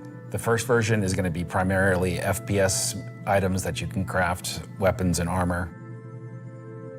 For Star Citizen, crafting is our primary progression mechanic. Star Citizen isn't your standard MMO. We don't have levels. We have ships, we have gear, we have things that you create in the world, you perfect, you research, you improve, and those items, those ships, those vehicles, the armor and weapons, that's how you progress in Star Citizen. Crafting isn't just a progression mechanic for creating new items, it's also a fundamental change to how we handle resources in the game. The materials that you collect, how you refine them, quality matters. crafting the weapons, you'll be able to have some quality materials to influence the item stats on those weapons. It'll be somewhat random, potentially weighted on the location of the material. Some will have a higher chance of higher quality. And once you take those materials to your crafting bench, the fabricator, you can use them to craft, and the different attributes will be increased based on the quality of the materials you use. It's not just iron ore anymore, it's iron ore of the quality that you know will get you the stats for the item that you desire. And it's not just mining, it's essentially every resource we can get our hands on.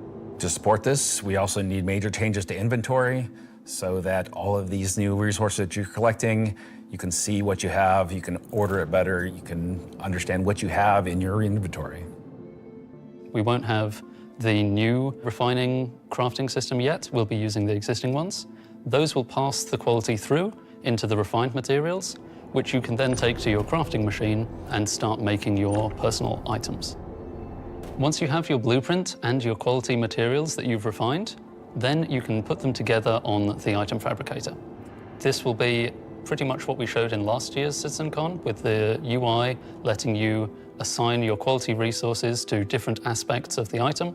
Once you're happy with what you see on the preview, you'll be able to click to craft, and it'll get queued up, and your result will be produced sometime later. You'll be able to get the new crafting machine from shops in most landing zones. You'll be able to bring it up on your freight elevator and use it in your personal hangar, or tractor beam it around and stick it on a ship if you want to use it from there.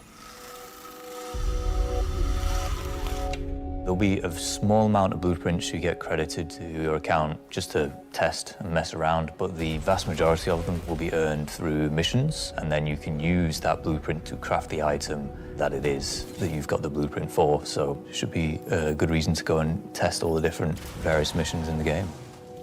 The advantage of crafting your own items is that they'll be better than anything that you could buy from shops. You'll be able to increase and improve item stats that are relevant to your gameplay. Maybe a gun will shoot faster, maybe it'll do some more damage, or your armor will have greater resistances against environmental effects or incoming fire. You might be wondering, what about the upgrade and research? That will be coming in a subsequent release. We're happy with this initial scope for crafting. It's going to be so valuable for us as devs to kind of get the metrics in, get the feedback in, because then we can make the changes that, you know, they only become obvious, so to speak, when you have kind of mass amounts of data and mass amounts of users using it. So I'm very excited to get it out in the wild. It's our intention to get crafting out on tech preview by the end of the year and get the testing we need so we can release it when it's ready.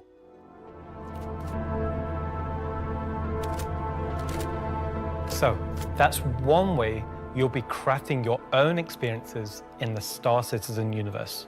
But what about us? Where do we get to hone in and craft a bespoke experience here and there, specifically tailored to individual or small group play? Well, that's where instancing comes in. And I'm going to let Benji tell you a little bit more. We're bringing instancing to Star Citizen in 2026. Why are we doing it, and how will it work? So if you've played any content in 2025 in Star Citizen, you know that most of these areas were in actual PvP zones where other players could interfere. Instancing is a means to create an environment where designers can create tailored content that's tuned to a specific group size, but it is also protected from outside interference. It's not to say that we don't love PvP. I'm a PvP guy. PvP me, bro. But like most MMOs, a good balance between a dangerous overworld and a protected instances is needed. Right now, we don't have this ability, and this is something we really need in order to give you a sense of progression that is tailored and balanced to a tunable amount of groups, so the difficulty matches the group size. There's a beginning and an end. It doesn't mean that that doesn't fit in our overworld strategy, meaning getting to the instance is dangerous, exiting the instance is dangerous, or can be interfered with others. But at least when you're playing the content, we can actually make something that's curated for one experience. So before anybody says this is only a PvE thing, this technology can also be applied to unlock curated PvP experiences that are as seamless as the PvE ones. So it's not about one thing or the other. It's really about unlocking developers' ability to create curated content. So that said, how will it work? Instancing is really an evolution over static to dynamic meshing. We want your instances to be as seamless as your instance hangers, meaning that when you take an elevator, you exit the elevator, you're inside the instance. A gateway opens, you cross that gateway, you're now into your instances. Could be also a quantum jump into an instance that you don't even see. The transition is just like a dynamic mesh transition. And so throughout the universe, we will be able to add these areas that are open or closed instances that allow you to join in either with a party and have a reserved instance for your party, or join in open instances that has a number of slots. And so some of those areas will be completely instanced on different servers. This allows us to leverage the compute power of the entire mesh. The closed ones will be really to drive one piece of content. You enter and exit seamlessly, just like we do with your instance hangers currently. Let's go and find out what one of our first instances will be. Siege of Arisen was an event we did previously, which created a gameplay scenario where the player had to run through and progress through contested islands of Arisen. This was a high-paced, high-intensity event, but it struggled a little bit from its technical execution. But now with the introduction of instancing, it gives us an opportunity to evolve it and modify it and make it better for you and a small group to work through that activity. It is an event that I had the honor of pretty much solely designing and building all of the logic and having the stress of trying to get it working. Agent Dooley from the CDF puts the call out for volunteers because basically the Nine Tails have taken over sort of a cluster of floating platforms in Orison. And you are there to kill these sort of lieutenants of this terrorist organization and take back control. So in our current thinking, Siege of Orison is designed for about a 15 to 20 people fire team. So you, your friends, or your org will go in, you'll all have sort of dedicated roles. Some of you might be the tank who brings in the heavy weapons and sort of pulls the fire. Some of you might sit at the back and be the sniper and pick people off who are a bit further to make the advance easier. Some of you will be the medic whose sole job is going to be revive and look after the rest of your team and the health of them. And some of you will be the people who push for the objectives to try and get sort of most of the mission done. The event was designed for about 15 to 30 people, but when we released it, we fixed the problem with 2 DGSs on one server that was fighting for resources. And with that, we also upped the player count to 100. So when it first debuted, it was already too full for what it was designed for. It was a massive operation at the time. I think that bringing it back and giving it a refresher will be a fantastic addition back into the PU. So imagine if Siege was an instance that you could go in and play solo, or if it was a public event that you could go with your friends, or you could join up with random players on the server. There's lots of ways that we want to take a look at Siege, how we can make it a more approachable piece of content. I'm excited, to say the least, to bring back Siege of Orison to Star Citizen and to sort of have it be one of the first tests that we have for instancing and really get it back to sort of a core experience point where it should be. So while the next season is quite heavily focused on Nyx, I'm also very happy that we're not really ignoring our other 2 systems of Standard and Pyro, and we're going back there and we're sort of improving and expanding on the player's life in those 2 systems as well.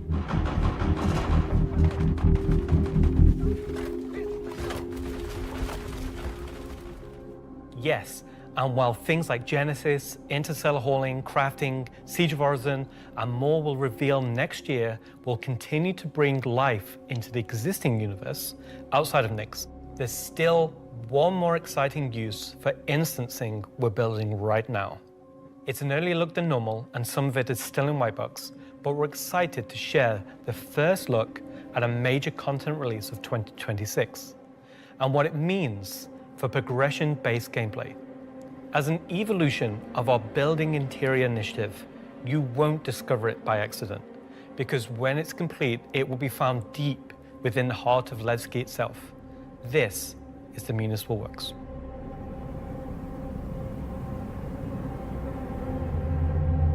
So inside the facility, you'll find huge vaporization chambers. old processing plants, industrial tunnels, and eventually into the old turbines, which are still pumping heat into the old rock. So this is the true history of Levski. This is a place where you won't see in Lorville, you won't see in I-18 or the other landing zone. It's the pure basis of Levski. You will have, of course, metal and tunnels and more structural plays, but you will also see a lot of rock and cave. So it's not a place you go to take vacation. It's really a place you go to fix stuff. Not everybody has what it takes to come down there and do the job that needs to be done. All of your sewage systems have stopped working. Everything's going to quite literally. And so the player is tasked with their group, most likely, to go into there, take out the outlaws, and get the facility working again. So let me get this straight. This is literally a mission to fix the toilets of Levski. It's not just the toilets. You're also trying to turn on the air. Air is a bit more important. It still works in Levski, but they have maybe polluted air because it's not being cleared properly. It's not just for the toilet. Poop mission. It's also a little bit more exciting than just going into some vents. It's like a 3-layered system where there's 3 chapters. This will be mission-driven and repeatable. Everything from mining to salvage to combat to investigation, a variety of roles. Narratively, it's a real sandbox. Every progression you do will unlock a new area that will link back to previous areas, complexifying the play space. We've been wanting to have more gameplay around landing zones for a long time. Now that we have instancing tech coming online, that allows us to do something that provides really cool gameplay close to a landing zone. With the missions, that's what will create different overlays or change the spaces or change the progression, but it'll be the instancing which will enable us to create tailored content to you and your group. So you're going to be able to play a part of it, make your progress, and then log off. And then the next time you come online, you'll be able to pick up where you left off. It's going to allow players to return back to it at different states, depending on how much you've progressed, and be able to keep it going until you've reached sort of the end of the whole 3 chapters. Where you're not going to have other people getting in your way. It's you, your team, your party. It's a way of giving players content where they know exactly where they're at and they can keep going back to it and improving sort of their own progress and ability to jump through them with faster and faster times as well. So that's a look at how we'll be allowing players and developers alike to create more crafted experiences within the greater sandbox of the persistent universe. Okay, is that it for me at this point, Jared? Almost. Throw it back to me, and I've got one more for you after this. Back to you, Jared.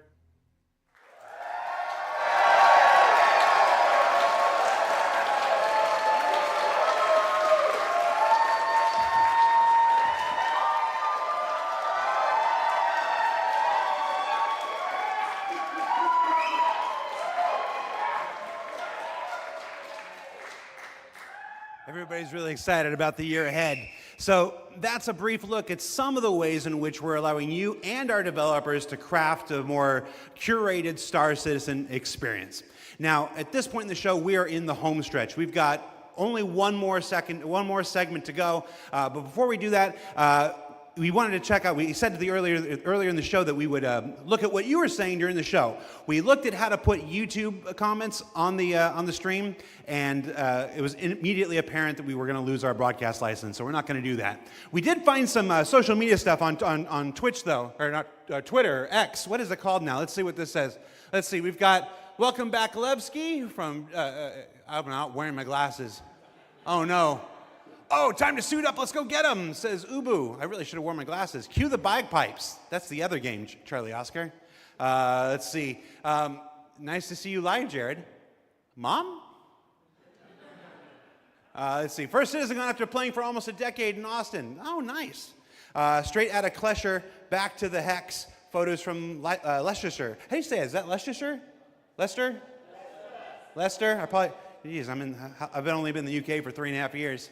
At San Jose Bar Citizen Watch Party, oh, somebody created a lovely Vandal mask there. Sean Tracy, can we get that in game? Just that, exactly. Just scan that, put that in game. All right, so that's a few reactions we're seeing on social media right now.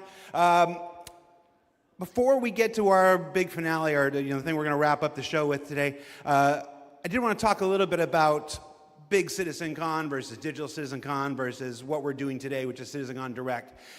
Every year, CitizenCon is a monumental task for any number of people, whether that's development, marketing, the support teams, the platform teams. Everybody comes together to make this thing happen and go off, hopefully without a hitch. And so far, we've been doing all right, other than some stuff in the room here. You know who you are. They had to know. But doing CitizenCon is not always the easiest thing for our developers. You might not assume this, but most game developers are not social butterflies. They tend to like to sit quietly in the dark at their computers, like little goblins, and just make digital virtual worlds like this.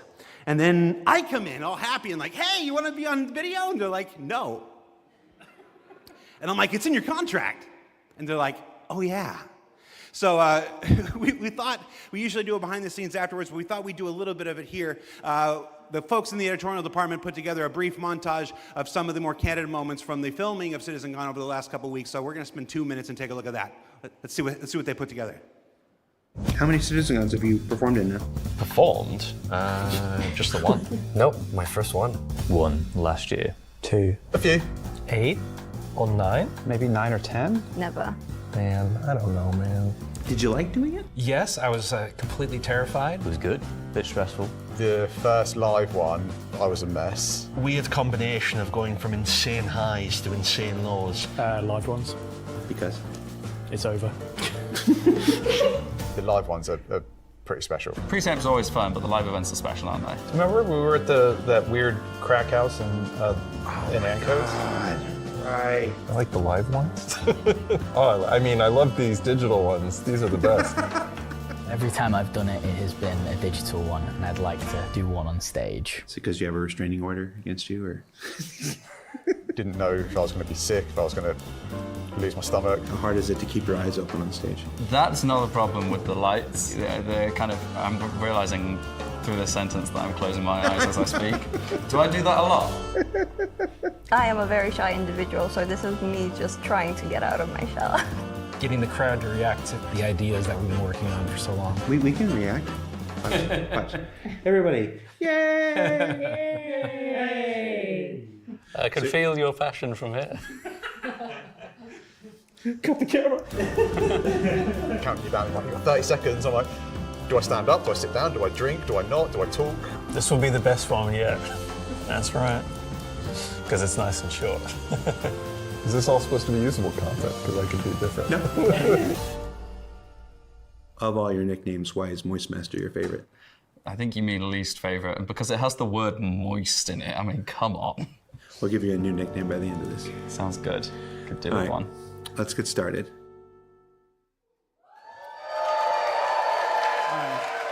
So for those of you watching at home or at the watch parties, you're like, why are we showing that?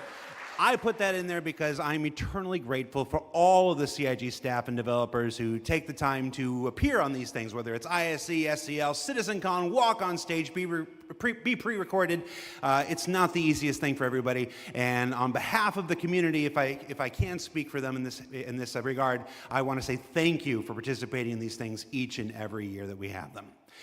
Now, let's wrap things up here. So let's see, how do I want to do this? At this point, we've only got one major story left to tell.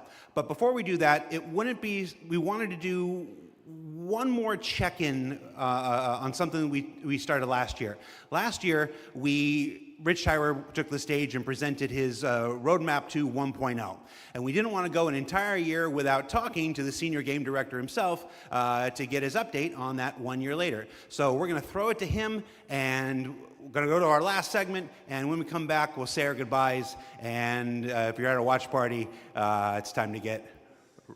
I was going to say, that's not a word I can say on the camera. Let's just go. Let's just throw it back to me. Go to me from 1 week ago.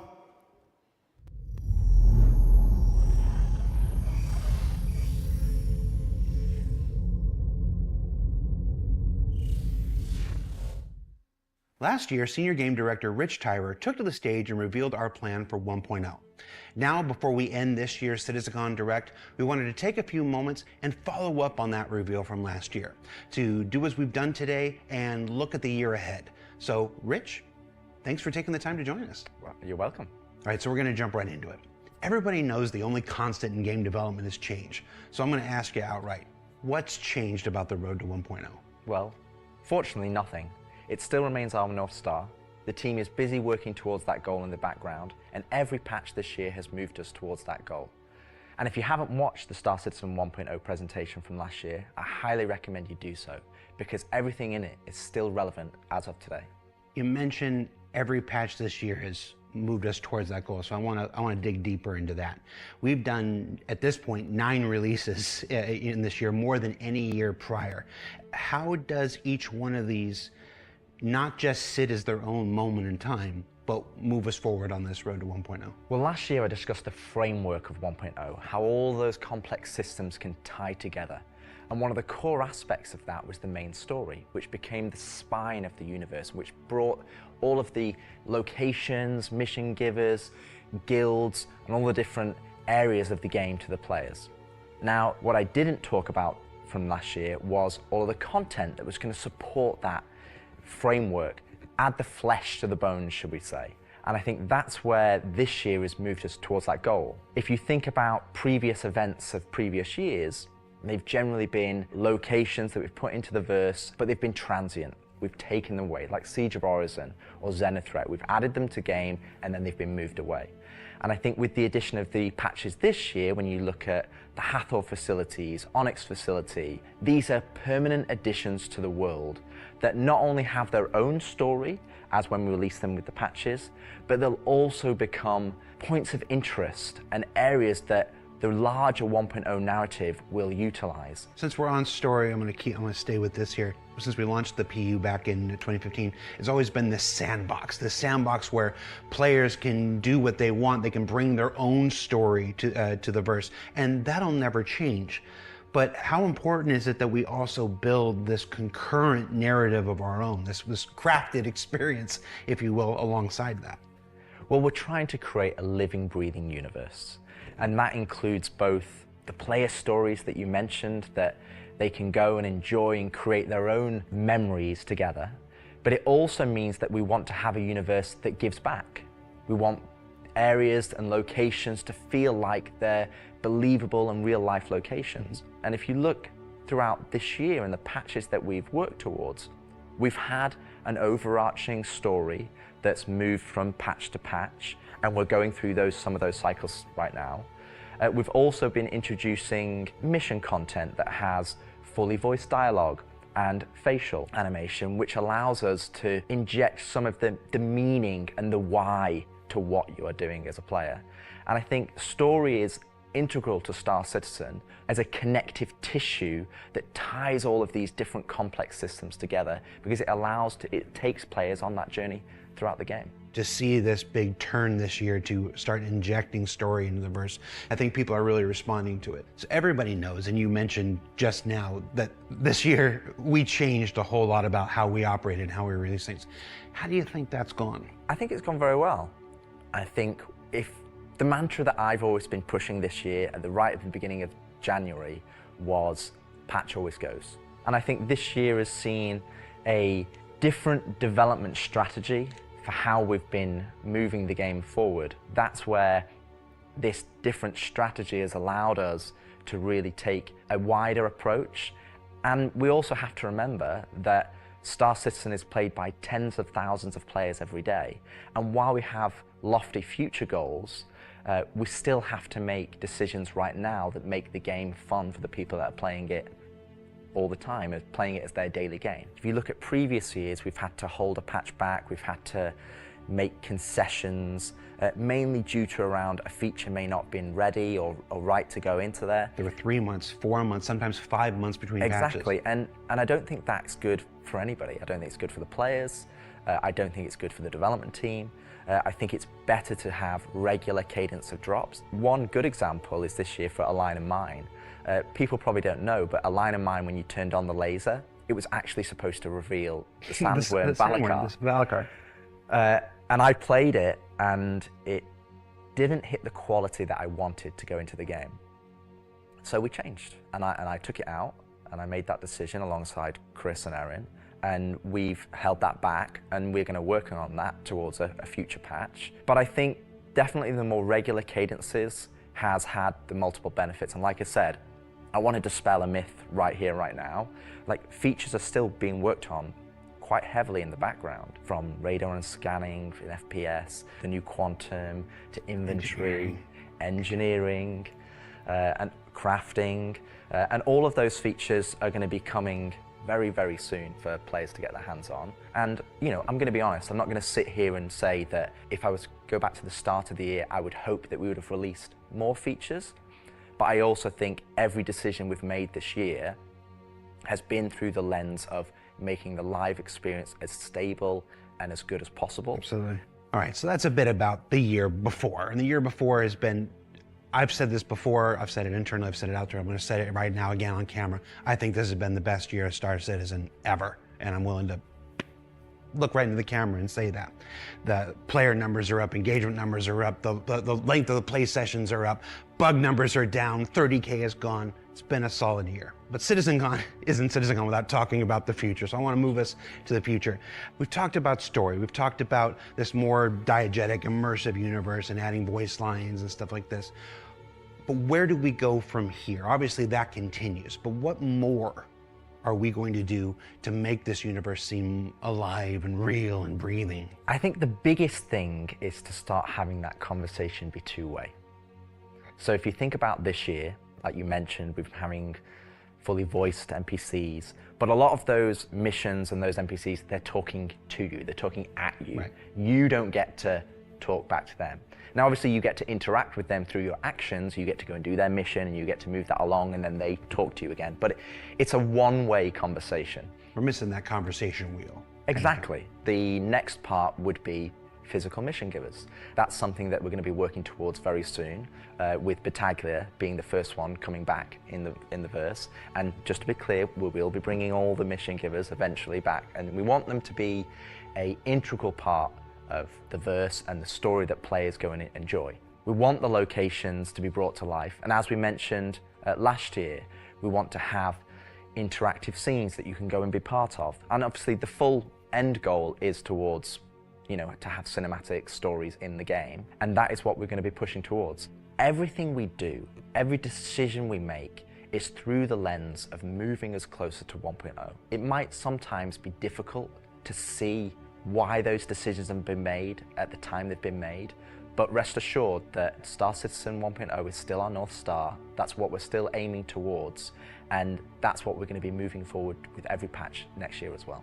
I'm remembering when mission givers were first introduced, they sometimes became a bottleneck.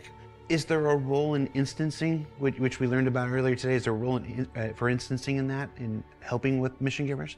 Yes, partially. It will be one mechanism that will allow us to have players go to their own individual area of the verse, have that conversation, and then go and continue on into the open world environment. So I think that's where, when we look at instancing provides us one tool that allows us to remove that bottleneck and provide a more seamless experience. Happy you said that, because that's one of our last topics I want to get to, is how we reconcile instancing with the persistent universe. Like, for the last 10 years now, we've been building this giant, seamless, persistent universe where everybody can come in and play together. And it would be easy to have a first instinct reaction to the idea of instancing and say that's antithetical to everything that Star Citizen is. But you mentioned last year these 3 pillars of building Star Citizen in the PU, and I want to, you said nothing changed, but I want to ask you about this specifically. What are those 3 pillars again, and how does instancing fit within the greater design of Star Citizen? So the 3 pillars I mentioned last year were open world. That's just like the missions you love today. You can go and play, there's other players there, and you can go and enjoy that together. Then we have instancing, which I'll talk about more. But similar to municipal works that we've talked about previously. And then the third pillar was dynamic content, which would be content that's generated by the activities of the players. And I think it's very easy to become myopic around one specific thing when we're talking about it a lot, when it's the next stage of our development. And I think you could reverse it. If we'd have made a game that was all instance, and then I'd come on camera and said, hey guys, we're going to start doing it open world, it would be like, oh, is the game changing? Are we doing open world now? Is open world the new North Star that's going to take us this way? And it's not. It's just one more tool that's going to allow us to offer different and dynamic experiences for players to go and engage in. Now, when I talk about instancing isn't always what you'd imagine as a solo instance experience where it's only just you. We're going to have several different versions of instances. Some are going to be closed instances, which will be like the new player experience. We'll be able for you to go in by yourself, for us to teach you the ropes in a safe environment so that you can understand how to play the complex game that we've made. But we'll also have open instances like a cantina or a bar where we might say, hey, we only want 50 people to come in here because we've got mission givers and we've got other NPCs for you to talk to, and you would just walk in and it would be seamless. You wouldn't know that there was an instance, it's not going to get a loading screen, you would just seamlessly walk into that location, it would be full of other players and NPCs, and you can go and enjoy the content. And that's, I think, something that instancing is going to provide us. It's going to give us a tool to offer different dynamic content, or curated content, as I'd say. It allows us to create experiences that are different to the open world experiences that we've already made. And it's not to say that we won't continue our open world development or only do instance content. It's going to be a mix. And like I said, this is one of the pillars that will move us towards 1.0.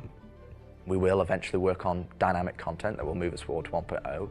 And all three of those pillars will interweave to create the full Star Citizen experience. All right, so we've hit a lot of the bigger topics, the feature work, engineering, and FPS crafting coming to tech preview soon, stuff like this. We've talked about instancing and how that's going to work within the universe.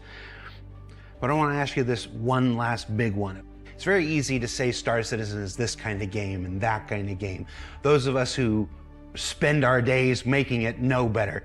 It's an everything game. It's everything we can make it game. It just is.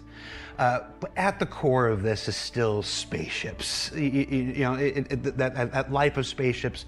What more can you tell us about spaceship gameplay in the future? What can you give us? What can you tee up for us to look forward to for those of us who are really into Star Citizen for the spaceships?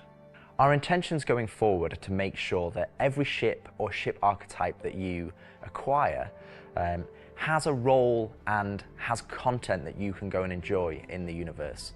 For example, right now I know that we're working on more robust mining missions, more robust salvage missions. We're going to be working on refueling missions.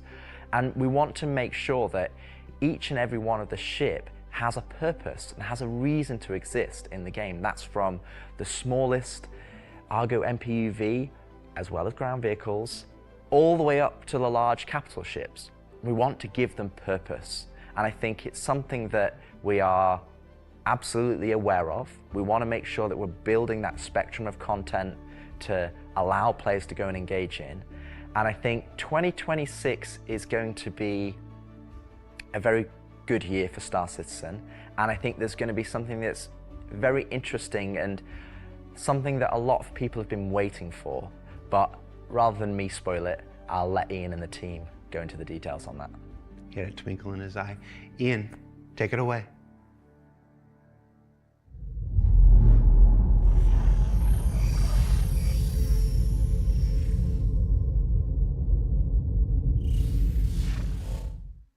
So the persistent universe has existed for over 10 years now. During that time, we've created lots of gameplay systems, we've added hundreds of locations, we've added lots of mission activities for different purposes: combat, cargo, mining, salvaging. But for combat ships, the only thing you've been able to do is fight other combat ships. In 2026, this changes. We're going to be delivering a spaceship-focused activity space which incentivizes the use of different gameplay roles. these are going to be scenarios where you're going to have to plan and strategize and create operational tactics to overcome your objective. So what you're going to see is very early. It's early in the pipeline process, and it's going to come online about mid next year. But we're really excited about the content we're creating, so we want to share with you a super early look at what we're building in a space we're calling Tactical Strike Groups.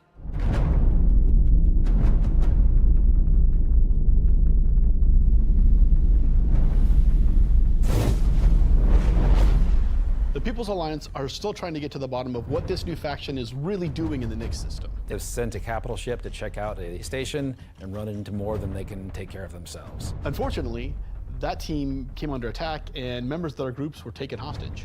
Now they've reached out to Intersec, who've reached out to you to help recover the pilot. Of course, it's unwise to do this alone, so you'll need to put a team together to attack the station. When you arrive, you will have this big asteroid, kind of broken asteroid, and on this you will have this base where you will find 3 big arms. You will see at the middle, you will have this big energy core. Everything here has a purpose. It's not just for the show, just something nice to see. You'll see a People's Alliance-owned Idris that's just on the outside, and it's going to be getting harassed by this unknown faction that you have met before. So your first objective here is to clear out the ships. There'll be waves of these ships, so this is where you want your light or your medium or your heavy fighters, whichever playstyle you prefer.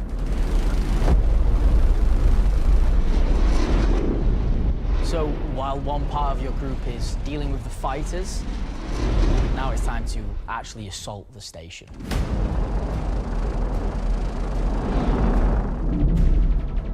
This station has been outfitted to resist all of the obvious way of attacks. Somehow they've incorporated Vanduul capital ship killing turrets. These turrets ignore small fighters, and they have the firepower to destroy even the biggest capital ships. Your Polaris and your Idris, if you get it close, it will get shredded. The idea of these is so we can sort of make it so we can mix up that ship combat, and not everyone can just bring the biggest ship and win just because they have the biggest ship.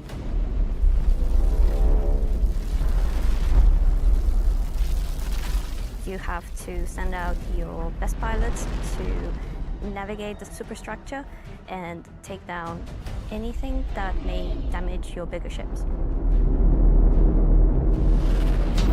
So at this point you're thinking, destroy the turrets. But it's not that easy. This turret has shields that you've never seen before. It won't take any kind of damage. Your missiles won't do anything, your lasers won't do anything, your ballistics won't do anything to them. But like everything, they do have a weakness. You have to cut the power to their shields. To do that, that actually brings you to your first objective, the power relays. So the exterior has a number of power relays that are holding the doors closed so that you can't get in. You have to find them, you have to target them, and you have to destroy them.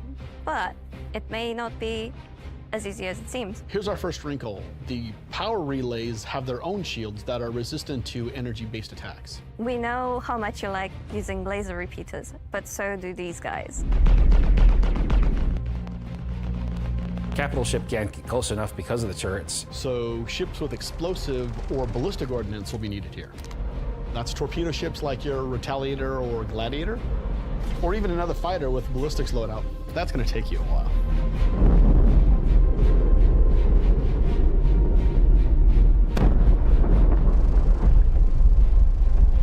Once the power relays have been taken down, the station opens up. And this is where things get really cool. Now it's time for you to fly your ship inside the station. Yeah, you, in your ship, fly into the superstructure of this station. How cool is that? I feel like this is a proud dad moment. Thank you, Jared. We're just going to call it what it is. It's a trench run. Trench run.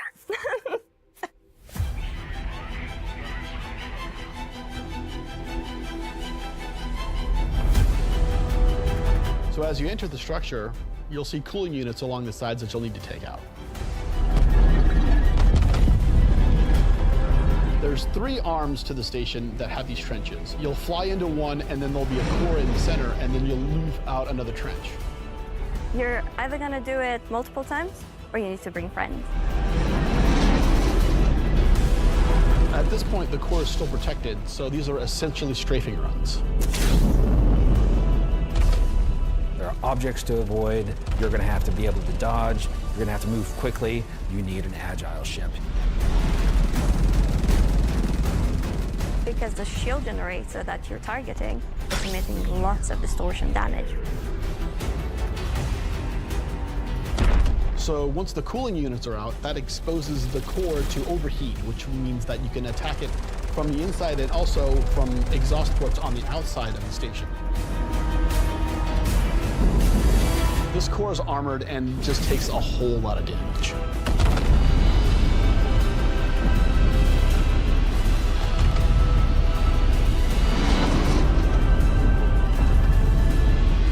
Once the power core goes down, the turrets come down, and then the capital ships can get closer. Why is that important? Because during all of this, you spend a lot of ammo and munitions and ballistics, and you're going to want to top up. This is where we're going to get our new feature in, ship hangar refueling and rearming. You're going to be able to land in the hangar of select ships and be able to use the same interface as you are right now at stations to refuel and rearm. It's specifically for ships like the Idris and the Polaris and other ships that are designed to have other ships land inside them. Of course, it'll be more than just those 2 ships, and you'll find out more once we get closer to release. But this is a really important feature that we're really excited to get out. If you're not bringing your own Idris, the People's Alliance has an Idris there that can provide a safe port in a storm, allow you to set back up and head back out. And it's a good thing that you've rearmed and refueled too, because now another group of ships is coming to attack the People's Alliance Idris.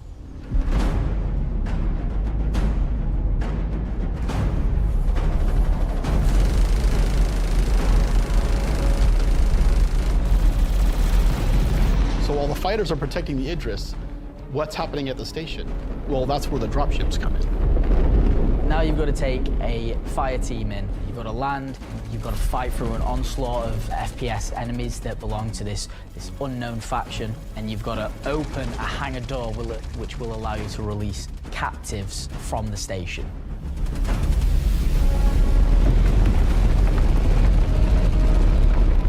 After you've opened the doors and that person's taken off, you've just got to make sure they get to safety.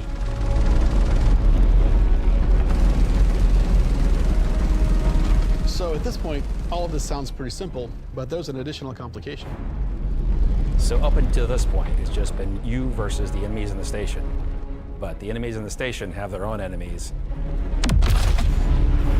The Van Duel neighbors who really don't like these guys for some reason will come in and wreak havoc on everything. And they're not going to discriminate between you and the station. They're out for blood. When you alert the Van Duel by destroying the power core that the station's now vulnerable, you're on a time limit. Van Duel are coming, they're going to come hard, they're going to keep coming, you're going to have one hell of a fight.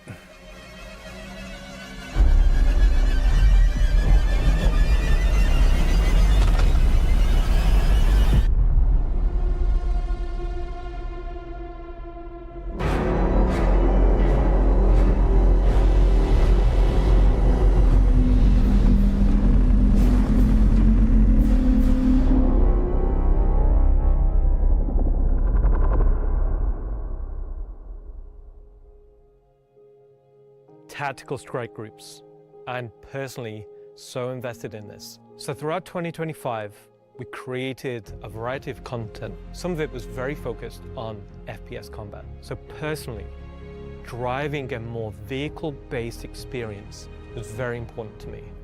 This is a defining statement that I want to do in 2026. We're a spaceship game. There are prized possessions. They're the objects we fall in love with. This is the content we want to create, which creates scenarios and roles for you to use those spaceships. We won't get to all roles initially, but we should see this as a landmark, a position where we can see a gameplay space which incentivizes the use of different ships and scenarios to clear objectives and complete missions in a variety of roles. And in the future, we can use this to expand on. So I hope you're all just as excited as I am for tactical strike groups. They're gonna be fantastic.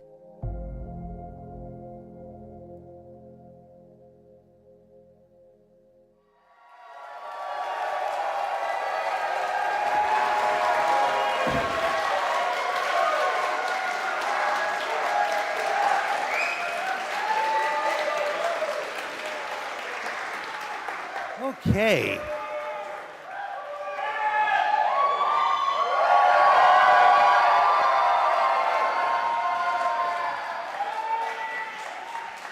Why do you still have the puppet? John, come home. All right, so tactical strike groups. It's been a long road for the last 10 years. The PU's been around. We've done lots to build stuff for mining ships and for salvage ships. And as Rich said, we're currently building out even more for those. And our first refueling missions coming online in 2026. But combat missions. Oh, hi, Aaron Roberts. Aaron Roberts. But finally having enough of the foundation in place that we can begin to build real spaceship operations, in any other MMO they'd call dungeons. It's really exciting for me, and that's why we're ending the show this year with that. So yeah, that's been CitizenCon Direct. Thank you for taking the time to share this with us. Again, this is just a glimpse at some of what's coming in 2026. I've seen the Twitch chat and the YouTube chat like, oh, you're spoiling everything. I promise, we ain't. So before we let you go, that's it for me. Thank you so much for tuning in. And as with every CitizenCon, the last word shouldn't be mine. It should belong to our founders and CEO. So take it away, Chris Roberts. I hope you enjoyed this glimpse into some of what the team is cooking for the near future. Of course, we're not going to spoil everything that's currently in progress, and many features we haven't discussed today are in active development, like base building, social, and trade tools that are very much a priority. These, along with bringing the final polished features from Squadron 42 into the persistent universe, will make next year the most exciting yet for Star Citizen. Finally, I want to extend a heartfelt thank you to everyone at CIG for working so tirelessly and with so much passion to deliver something that is already special and will only get more so as we continue.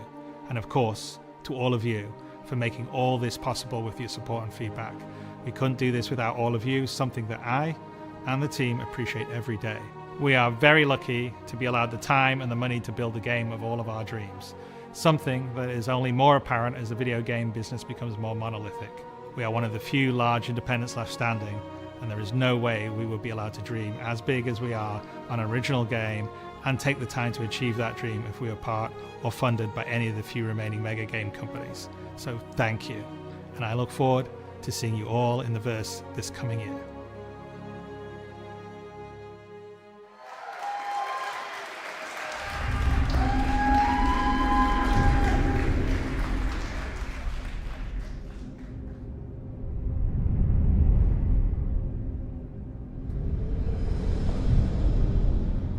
Thanks for hanging out.